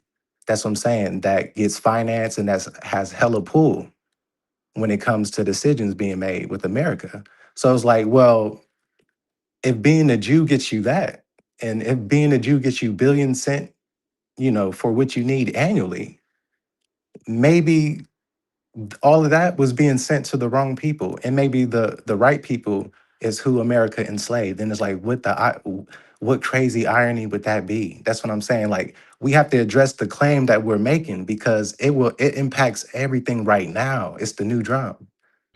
That's what I'm saying. So I would just put out there, can we get that conversation started and put this doctrine aside because it's pointless. That's what I'm saying. Because okay, you believe in the Trinity, now what? That's what I'm saying. Like what's going on in the world now? What's that changing? Obviously, well, look, bro, what I'd say is, I can't speak for America as a country, but just think about it like this, right? You can Yeah. read through the Bible. Look at like books like Kings, for example. There's times where the nation is Mm. doing something wrong, but within the nation, there's still people who are faithful. Yeah. So I don't generally like to cast an umbrella over everyone in every country or in every particular group, etc. You have to have a caveat and say, well, look, many of these people may be doing something, but it's not all of them. It's some people. It may be this nation, it may be that nation, etc. The point is, I can only speak for myself, right? I said this earlier on, even before I spoke to you. Yeah. I've never really had a big interest in debating with other people about who the true Israelites are, because I think the gospel is more significant. So if you have the right gospel, you are going to be okay wherever you are. So Yeah, of course. Of course. that's why I will spend time like this speaking to Hebrew Israelites about these passages, Mm. because if they can understand the true gospel, they have an opportunity to be saved. So Of course. Of course. And you, I would say I agree with that completely yeah. 100%. So But I'm on not the going to debate side, with you. I'm not going to debate with you. yeah. There's other Christians who will debate with you and be like, "Yeah, you're not a real Israelite." I don't really care about that. As long Yeah, as you I have the get right that. gospel, that's more significant to me in regards to Hebrew Israelites I engage with Yeah, I fundamentally. feel you. I feel you. I just feel like, man, just you miss people that don't look into that and ain't getting that or would prefer not to are missing out on so much prophecy. And that's the thing is like, bro, prophecy is one of the biggest things about the Bible. I would say prophecy is one of the major things that show me that the Bible was true. You see what I'm saying? So it's Hmm. like when you ignore that subject and you disregard that, or maybe you think it's not as important, like you said, but that shouldn't be a reason to disregard it because you're still missing out on something. I get where you're coming from, but it's kind of like you have to do it with wisdom. Like you said, like we know individuals out of the Israelites that's remained faithful when everybody else wasn't. Like, you can't paint everybody with one brush, but you have to use wisdom when you're doing it. And that's why bro was so stuck on something so simple because he's not using wisdom to make that divide. That's what I'm saying. My argument is they both matter. What you said matters, and what us being the people matters. That's what I'm saying. Because think about this, bro. Like a lot of Christians are trying to get to heaven, right? They're trying to get to heaven. But when you actually read the Bible, Christ's kingdom, this kingdom that they want to get to, is coming on earth. It's 1,000-year reign on earth. And before that even takes place, the Most High said that He's going to gather His people from the four corners of the earth where they were scattered in captivity. This is the second Exodus. So it's like if you don't even know who the people are, that's what I'm saying. Like you don't even know that is there's sections leading up to this 1,000-year reign, this kingdom, but they're so focused on disappearing, being raptured, being saved from this calamity that's going to take the earth and just going to heaven. That's not the story that the Bible is painting. It's the second Exodus is a gathering of his people. If you don't know who his people are, and it says that Gentiles are going to cleave to the nation of Israel. Just like, and that's what I don't understand about Israelites. When we came out of Egypt, we were a mixed multitude. That's why we have laws about the nations and the Gentiles that live among us, because they came out with us. It wasn't just all Israelites. There was Egyptians that was with us. So That's true. in the covenant, and the covenant was made, and they were sat right there too. That's what I'm saying. So you can't disregard these type of things. Like you gotta wiggle with it with some wisdom. But I was just say, like, man, that the prophecy that you missing out on thinking that way is very is deep. That's what I'm saying. It's just too deep. All right, bro. Well, David, look, thanks for calling in. I For do sure. Hebrew Israelite streams from time to time. So if you ever are listening again and want to call in about what we're talking about, feel free to. All right. Yeah, you say you can speak to 100. They say the same thing. Maybe I'm not one out of 100. Yeah, Because you ain't one of the 100 I was talking about. Definitely. yeah, bro. And I'm in the UK as well, bro. Oh, So is it's it? like, Oh, bro. okay, cool. Yeah, I rock with y'all, bro. Like, bro, I consider y'all family. I was just talking to a bro in the laundromat. He's from like Jamaican descent. His grandparents came over here Okay. through the Windrush. So it's like, bro, I love y'all. It's just so funny to see y'all the way y'all talk, because I'm from America. I'm expecting y'all to be a certain way. The way y'all talk, just y'all's culture. I Yeah. love it, bro. And I just want to say much love to y'all, bro. I All right. appreciate y'all. All right. Take All care, right, peace, bro. bro. God bless. Shalom. All right. So, like I said to him, right, and as you can see in the comments, a lot of Hebrew Israelites, the ones I'm like speaking to, right, mainly, won't rate him, and they'll say he's not an Israelite, he's a Christian, etc., and all of that stuff. So, a Hebrew Israelite like that is not the kind of person we'd have to go through these things we're talking about with today. But let me go to the next caller, DJ. DJ. Can you hear me? Yeah, I can hear you. Can you hear me? Yes, I can hear you. How are you doing today? I'm blessed, bro. How you doing? Doing good, doing good. All right. What do you think of the last caller?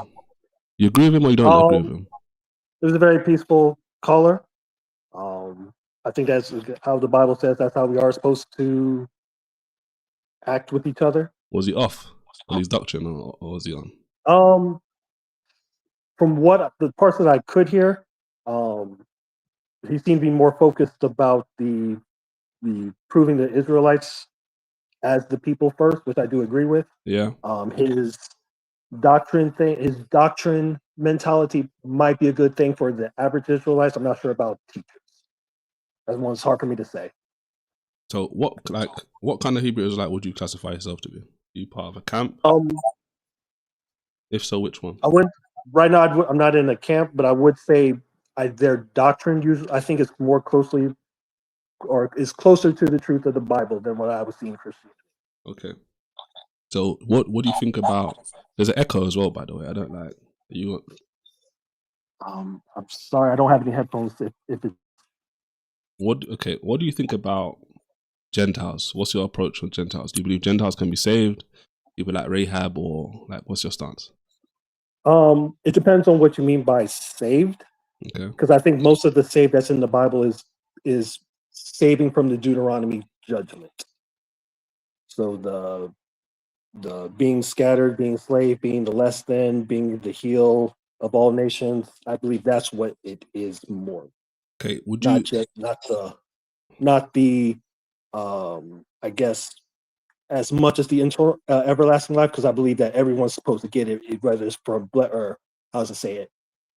Everyone's going to wake up to eternal life, one from condemnation, one for blessing, right? Okay. So everyone's going to get eternal life. So would you agree that, like Corinthians says, death is like the final boss, the final enemy that needs to be defeated?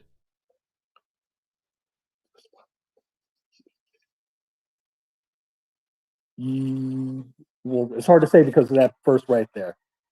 So I would say death at the wages of death, so sin, getting everyone sin. Yeah, so sin leads to death, right? Correct. According to scripture. So correct. Death, according to 1 Corinthians, is the final enemy that needs to be destroyed. You agree with that? Correct. Okay. So would you agree that salvation in the ultimate sense is to be saved from death, since it's the final boss? It could be, but I don't believe that's what the Bible is referring to. At least those passages there. Okay, so you mentioned like you can be saved from a natural disaster on earth, right? Mm-hmm. You can be saved from a war. You can be saved from being dispersed abroad. There's different, like you mentioned, there's different things you can be saved from, right? You can be saved from your enemies, right? Correct. So if the last enemy is death, if you are saved from death, what is beyond the last enemy? Nothing at that point. So, it would just be the judgment at the end. So if you're saved from death, you said judgment is after. That's the other thing you can be judged from. You can be saved from, you're saying. Correct. So wouldn't you agree though, if you're saved from death, because you mentioned before, which I agree with, everyone's going to live, but it's where you're going to live, right? Mm-hmm. So do you think when Corinthians is talking about being saved from death, it's talking about the unrighteous people?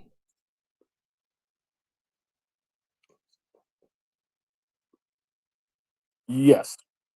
Okay. All right.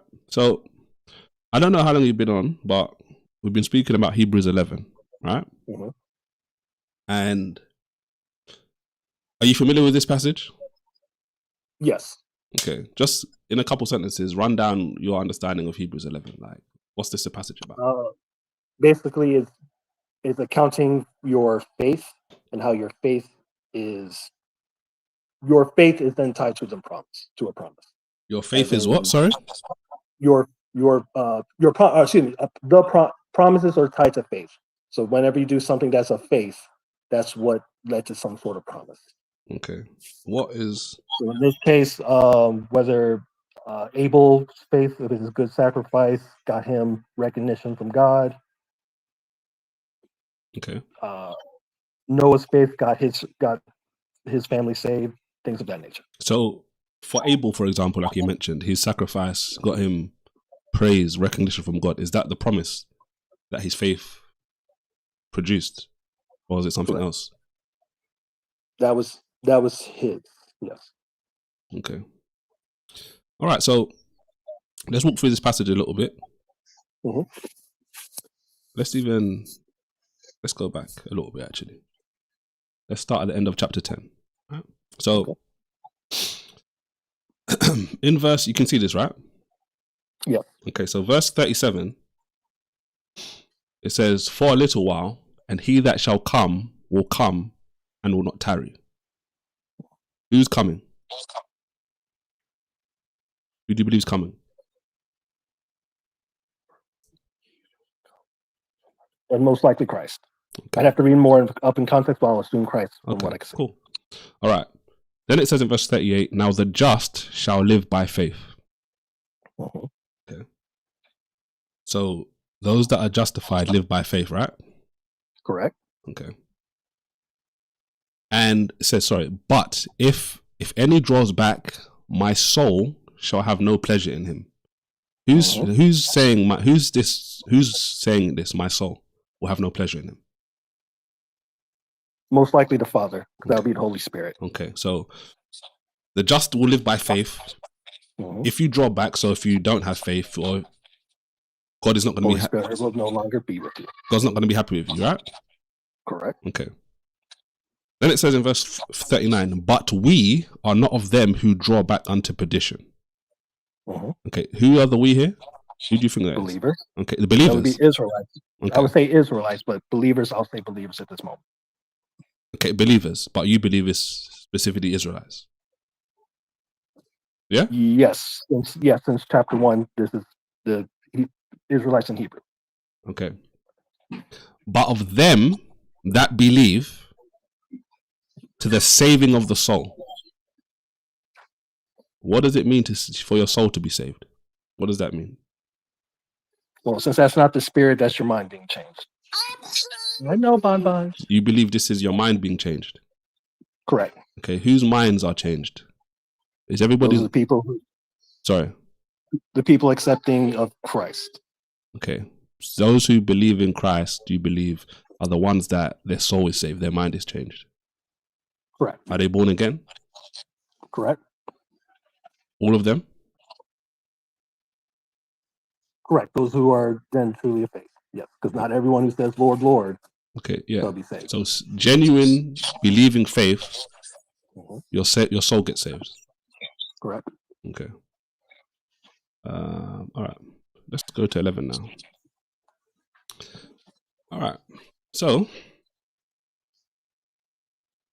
it says in verse 2, for by it, faith that is, right? By it, the elders obtained a good report. The it is faith here, right? I'm sorry, can you repeat? I'm sorry. Verse 2 says, for by it, the elders obtained a good report. The it here is faith, right? I believe so. I'd have to double check. And I'm sorry, I had a child distracted me. Because it just said, okay, look, in verse 1 it says, now faith explains what faith is. And then it's now telling you, for by it, the elders obtained a good report. Right? Okay. Okay, faith, right? Okay. So it goes through a long list of people like you kind of alluded to earlier on, right? Correct. And in verse 31, which is relevant to what we're talking about today, we have Rahab. Can you go up to 16 real quick? Cool. Because I believe it changes context right around 16. Okay. There's a different context. Okay. Okay, so verse 16, but now they desire a better that is in heavenly, wherefore God is not ashamed to be called their God, for he has prepared for them a city. Correct. Okay, so what's that city? What do you think the city is? Like New Jerusalem, basically the kingdom, the coming kingdom. Supposed to be New Jerusalem. Yeah? All right, yeah. So we're in agreement there, yeah? Okay, so based on what you've said now, the people that are mentioned before verse 16 are the ones that God is not ashamed to be called their God, and he's preparing for them a city.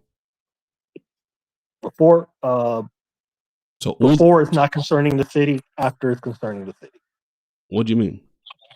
Before that's why I said that's why it kind of goes into Israelites at this point. Before that is just Abel, he got a good report for his faith. Noah got a good report for his faith, and they got some sort of promise for them. I think from 16 down, it's kind of talking about either first Old Jerusalem or New Jerusalem as well. So all the Jerusalem. So when it says, just so I can understand you properly.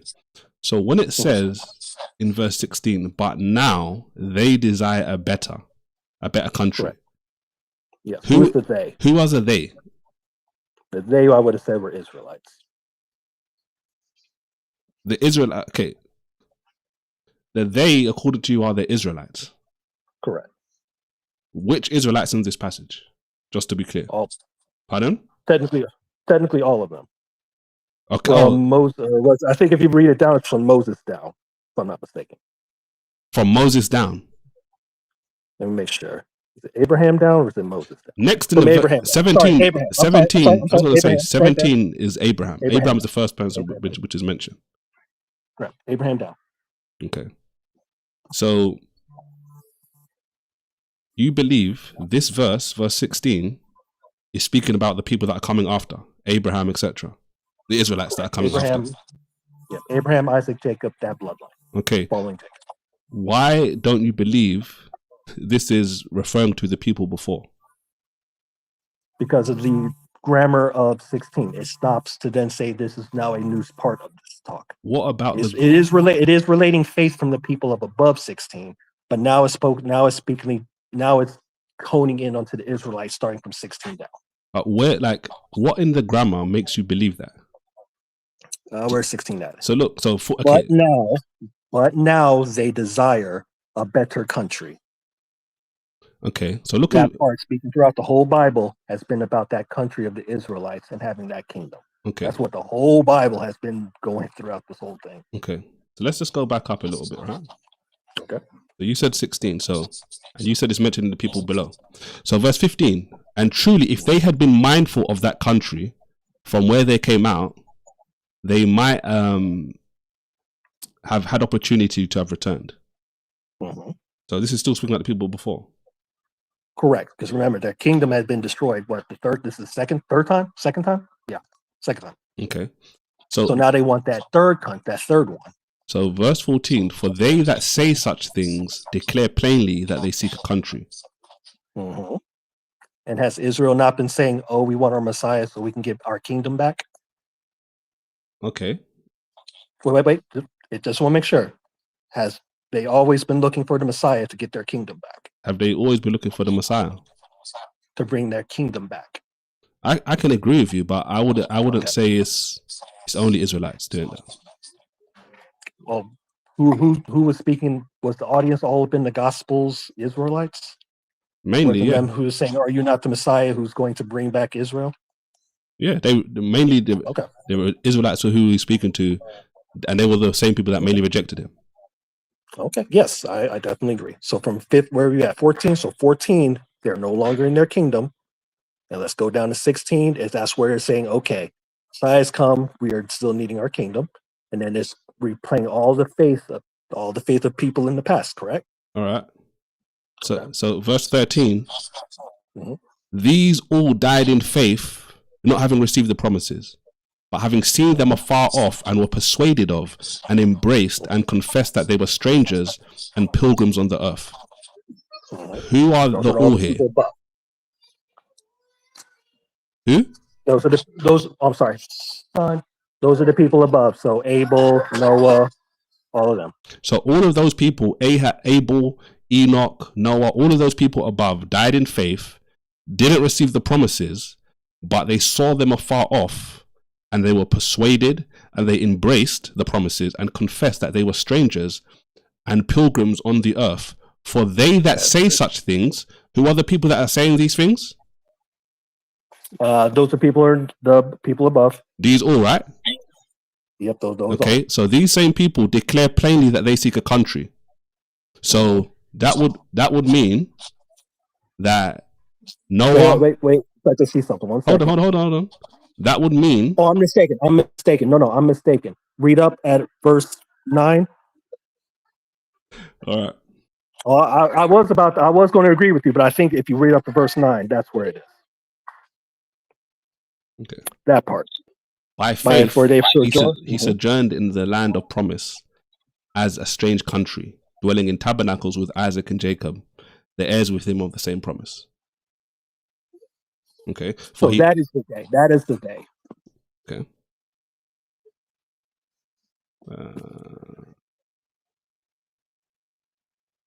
Okay, so what makes you believe that this is the day it's talking about in verse 13, 14, 15, 16, and not because it also, like you said previously, all matches, of the people in the group in the passage. Because it also matches 17. 17 by faith. How? Yep, Abraham is in 17 and 9. Okay. How does that negate though that it's talking about all of the other people as well? Because there's the world wasn't divided within countries between the other people. Why would they need to be divided into countries?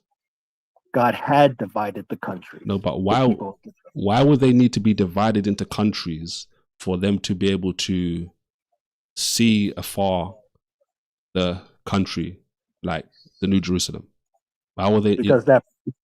Because that promise was then given to Abraham. That promise wasn't given to Adam, Abel, Noah, all of them. But that promise was given to Abraham and his seed for that. But it's still the same question I can ask you. Okay. Whether the promise was given to them, why would it need to be given to them for them to be able to see long into the future the New Jerusalem that they were going to go to because of their faith? They're putting the chicken before the horse. They're given the promise, and from that promise, they get to dream about that. So oh man, that promise I got to see. Oh, I've got all these children of nations.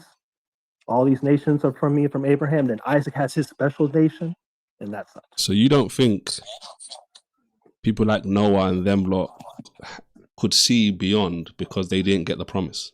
according to you?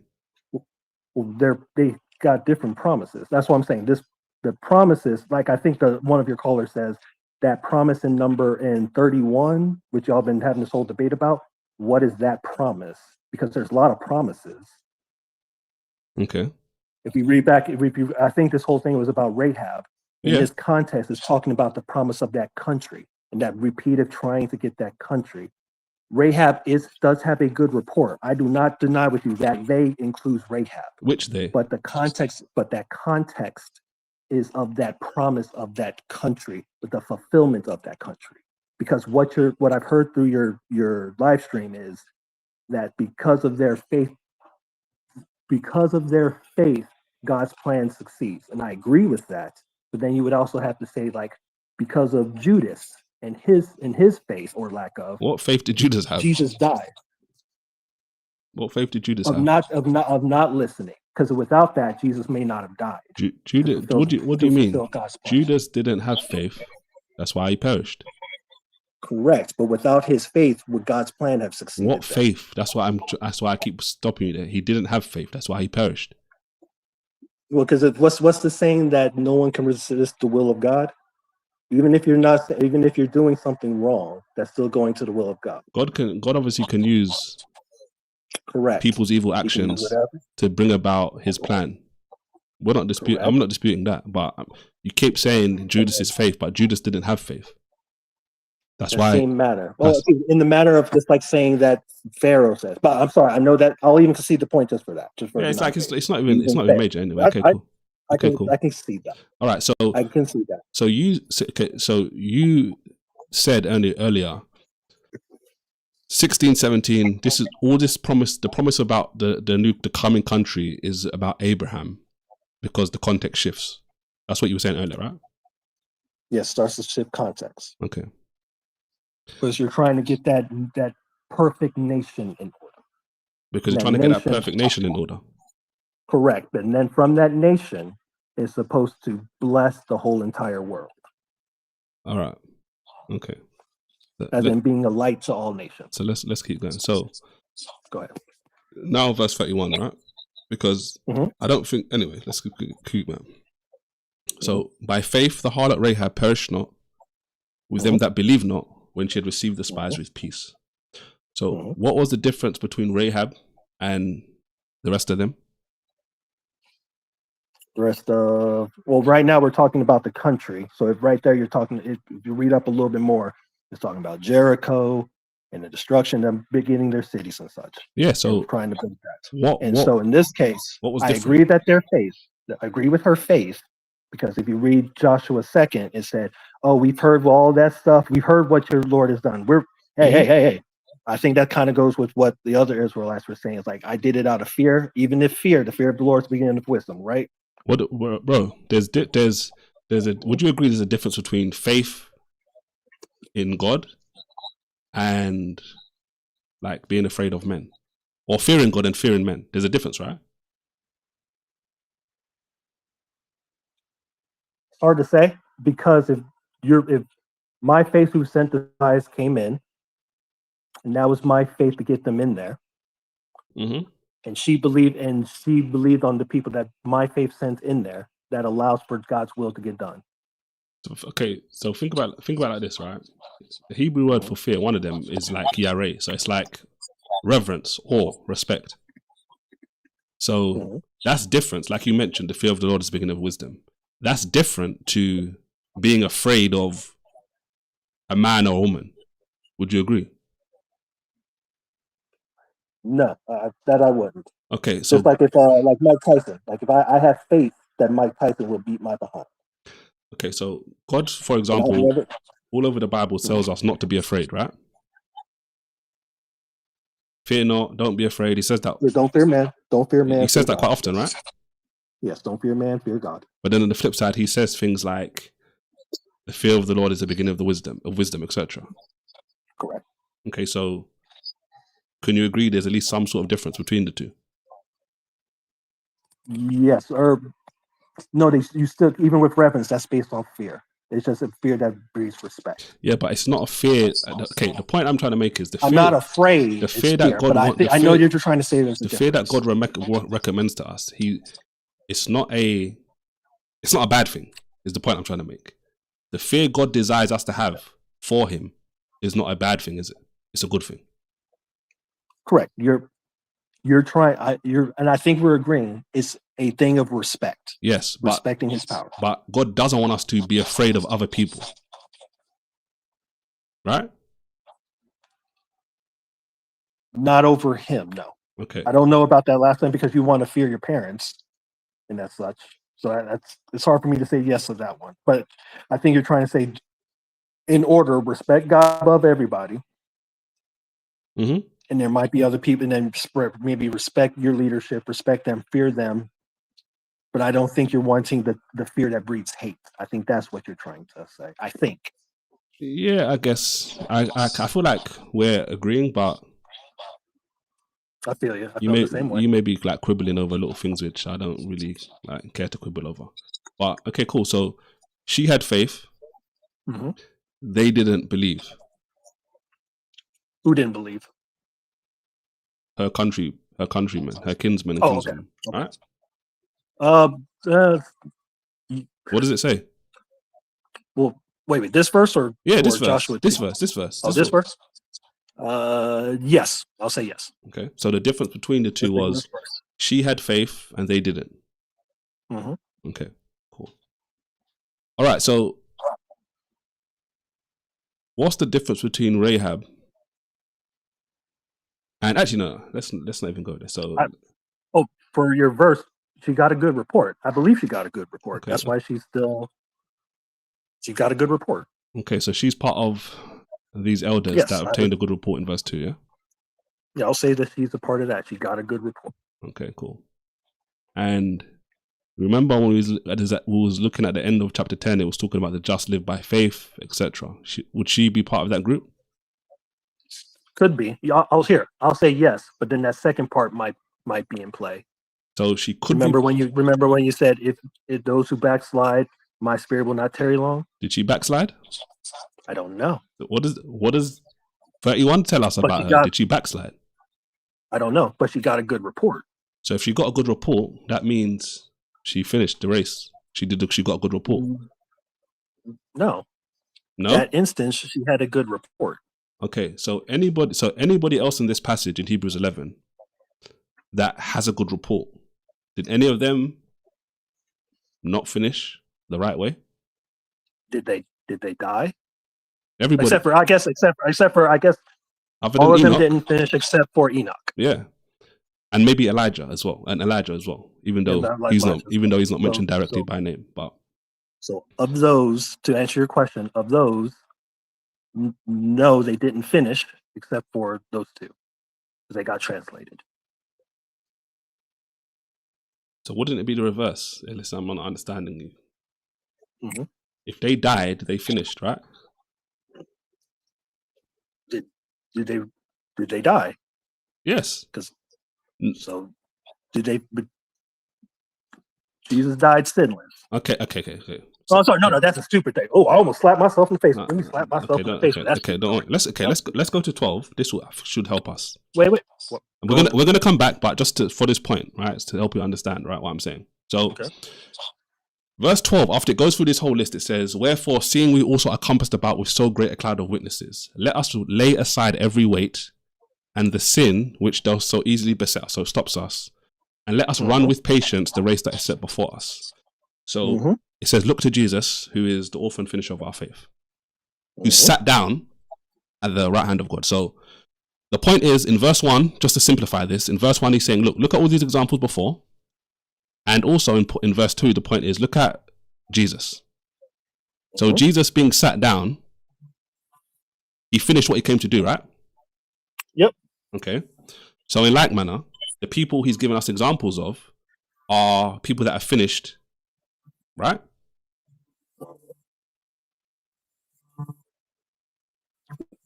Just to ask, because there's still slight context. Oh no, I'll let you finish. I'm sorry. That's me being rude.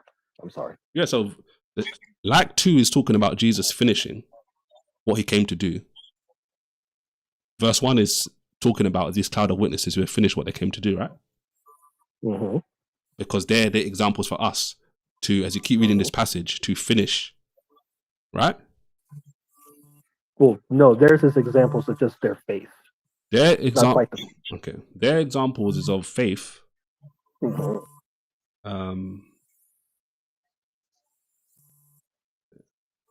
Why is he giving those examples to us of people that endured and finished? Encouragement. Yeah, but what is he encouraging us to do?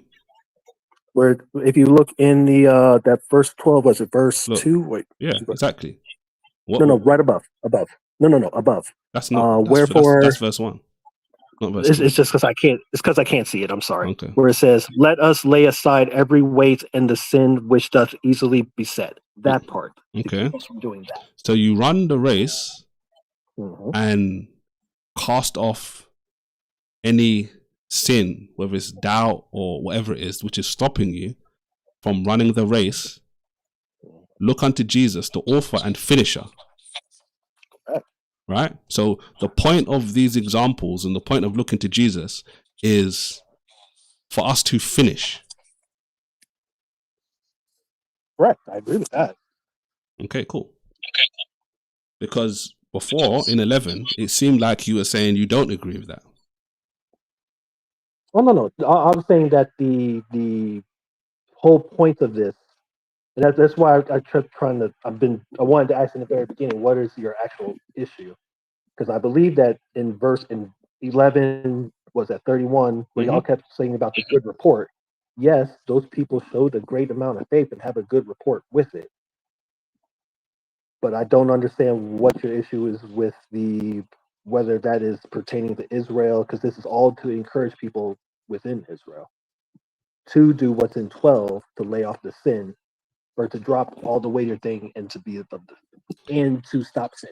So why is it mentioning a non-Israelite amongst all of these other Israelites if this is only for Israelites? Because of the fear that goes around in the world, especially if you read down where it said like their women were getting ravaged, and what verse was that in 11? It's a little bit above that, like women being like scourged. 36, 35. Yeah, where it says talking about women being scourged. You're going to have your faith tested with things that are scary, especially Rome.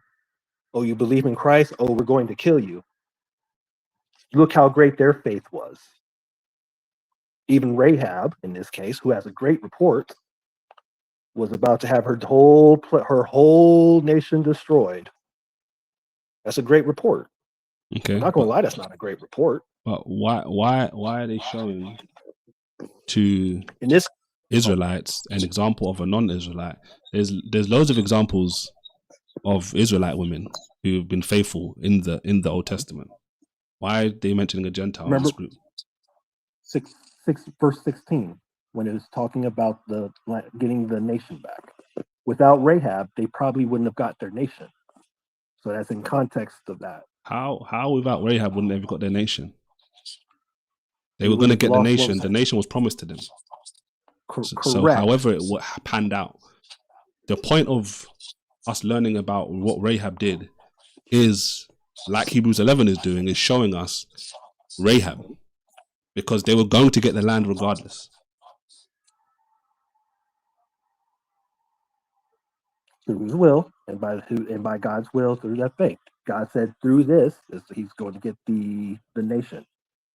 If someone would have lost faith, in this case Rahab or whatnot, they may not have gotten that nation. It may have had to been 2,000 years down the road. No. Just like waiting on Christ, we're waiting for it. Think about this. They came out of Egypt, and Moses was rejected from going into the promised land. Joshua is going to take them into the promised land. So they were going to get into the promised land. Right? Yes, I agree that would God, just because of sin, will God cause it to be pushed back because of sin? All right, so let's keep going anyway. Let's keep going. Wait, that's an important question. Okay, go ahead. because of sin, do we lose blessings and not lose, but will God push back promises because of our disobedience? He can, but he doesn't. He doesn't always do it that way. Correct. He doesn't want to, but it's reliant on our obedience. We got kicked out of the garden because of our disobedience. Israel fell because of our disobedience. Because of someone's disobedience, in this case, in this context of 16 down, talking about the land, her faith, great report, was what led them to get their nation the first time. Obeying God got them back to get there the second time. Now following Jesus, if we can drop sin, we'll get the nation back again. All right. You know what I'm going to say? Hold on, guys, right?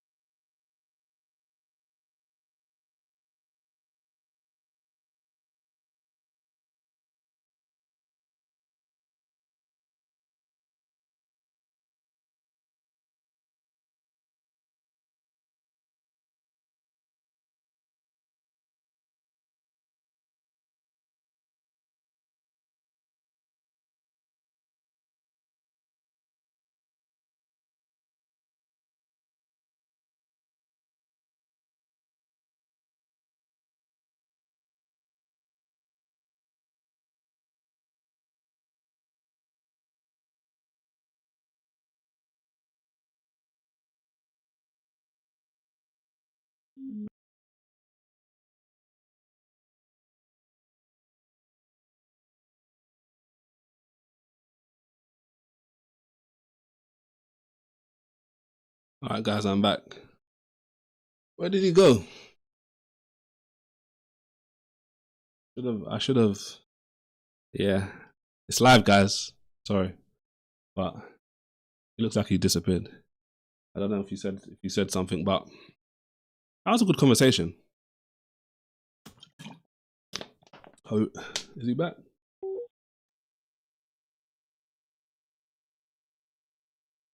Well, it looks like maybe his phone died actually. But yeah, guys, I was about to say, are we really gonna end on a bathroom break? I need to get like a waiting music or something. Thank you, mods, for holding it down. Yeah. Let's see. Yeah, he's not coming back. I don't know if his battery died or what, but yeah, the singing was definitely better than the silence, definitely. Oh please, come on, man. I'm swaying because I didn't like the passage. Really? Come on, guys.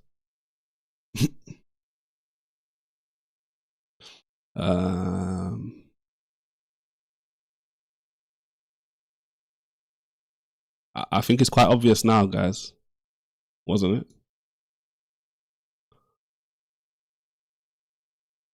Let's see. Is he back? All right. Sorry about that. You good? A little bit. I'm about to run out of power again, but all right. So look, what I'll say is, you feel free. I was just saying, I don't know if you heard. This was a good conversation. I'm enjoying this conversation. So I don't know if you got a charger or what. not in a place that's going to not have children loud. I'll just try to talk as loud as I can. I'm sorry. I probably got about more. I probably only got about 5 to 10 minutes left talking. Okay. I'm sorry. Oh, no, it's cool. All right. Let's keep going. So you said where were we at? Just remind me. I think we were talking about the faith, and in this instance, the nations of Israel trying to reclaim the nation of Israel, and in this case, stopping sin to bring back the third kingdom of Israel, Okay, or in yeah, this case, the kingdom of heaven. you were asking me about if sin can Oh yeah, stop people from receiving stuff, etc. And I was saying correct. sometimes he does, but he doesn't always do it that way. All right, so Hebrews 11, it goes through the whole list of all these different people. All right, Rahab's obviously included in this list. Then in verse 37, it says, they were stoned, they were sawn asunder, so they were cut in half, they were tempted, they were slain with the sword, killed with the sword. They wandered about in sheepskins and goatskins, being destitute, afflicted, tormented. Then it says in verse 38, of whom the world was not worthy. Who are the whom here? The people who were getting scourged in bad situations, people weren't worthy of that. Okay, so according to you, it's only those people. Only these people, and not everybody in the list. For that specific sentence, I think that's when it was talking about, specifically hyping those people who are even in great tribulation. Okay, we're not quite even worthy of that. So was the world worthy of people like Abraham and Isaac, etc.? I would say those, yes, but the people who were even who were dying in the face. Okay, so I would say that sentence particularly is talking about. Okay. If you lose me, I do apologize. All right, no, it's cool. If it's gone, you can call up next time and we can have a conversation. Fine. Okay. Verse 35. Women received their dead raised to life again, and others were tortured, not accepting deliverance, that they may obtain a better resurrection. What's the better resurrection here? That is the first resurrection. Pardon? That you would can you hear me? That would be the first resurrection that you hear in what, 1 Corinthians? Okay, which that is one. Go into more detail. Explain that more. What's the first resurrection? What happens at the first resurrection? That's the one where you get the glory of the kingdom. That's the one where you get to be, whether leadership, all those prophecies that you would hear, where the people who resurrection and contempt, or those people will be plowing your lawns and all of their. Sorry about that. All of their swords will be going into tool sheds or plows and everything of that nature. When you get resurrected, that's what's going to happen. Okay, so the women who received their dead raised to life again, and others were tortured, not accepting deliverance. Is this that they might obtain a better resurrection? Is this talking about these people specifically, or everyone in the verse, or in the chapter? I think that one is specifically talking about those people at that point. Okay, so and they're using that to be as an inspiration. Okay, so the women that received their dead raised to life again, these are the ones that were going to obtain a better resurrection. Correct. Okay, so they're going to be in the kingdom, you said, right? Correct. Okay. All right. So 39, it says, and these all, who are the all?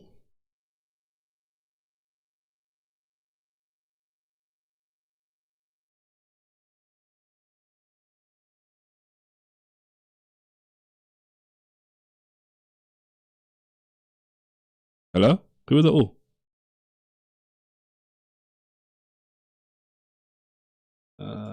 Yeah, he's gone. All right.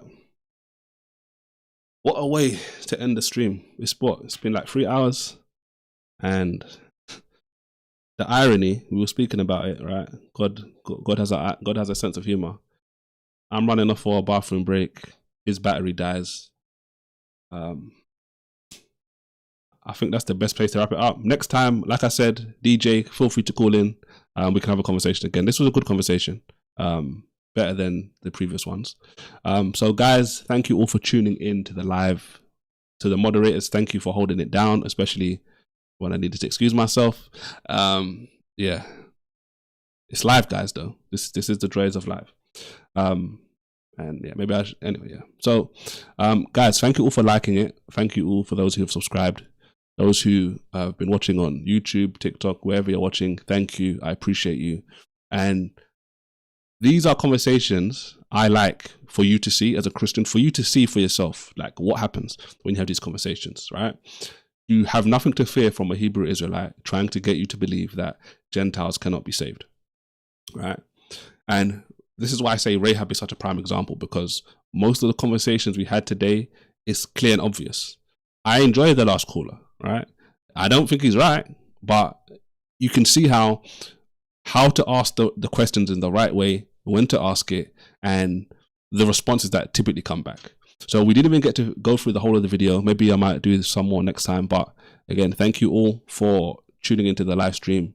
Again, thank you for the mods for holding it down. I appreciate you. And we'll be back on Wednesday by God's grace. Same time, same place. On Wednesday, we're going to be continuing our series by the grace of God, Women Wednesday. I'm going to be showing you as a Christian never to believe the lie that Islam honors women more than Christianity. And by God's grace, we'll help some more Muslim women see that they need to escape Islam by the grace of God. So if you're not subscribed already, make sure you do so you don't miss next stream. And I'll see you all next time on Wednesday by the grace of God. God bless, guys.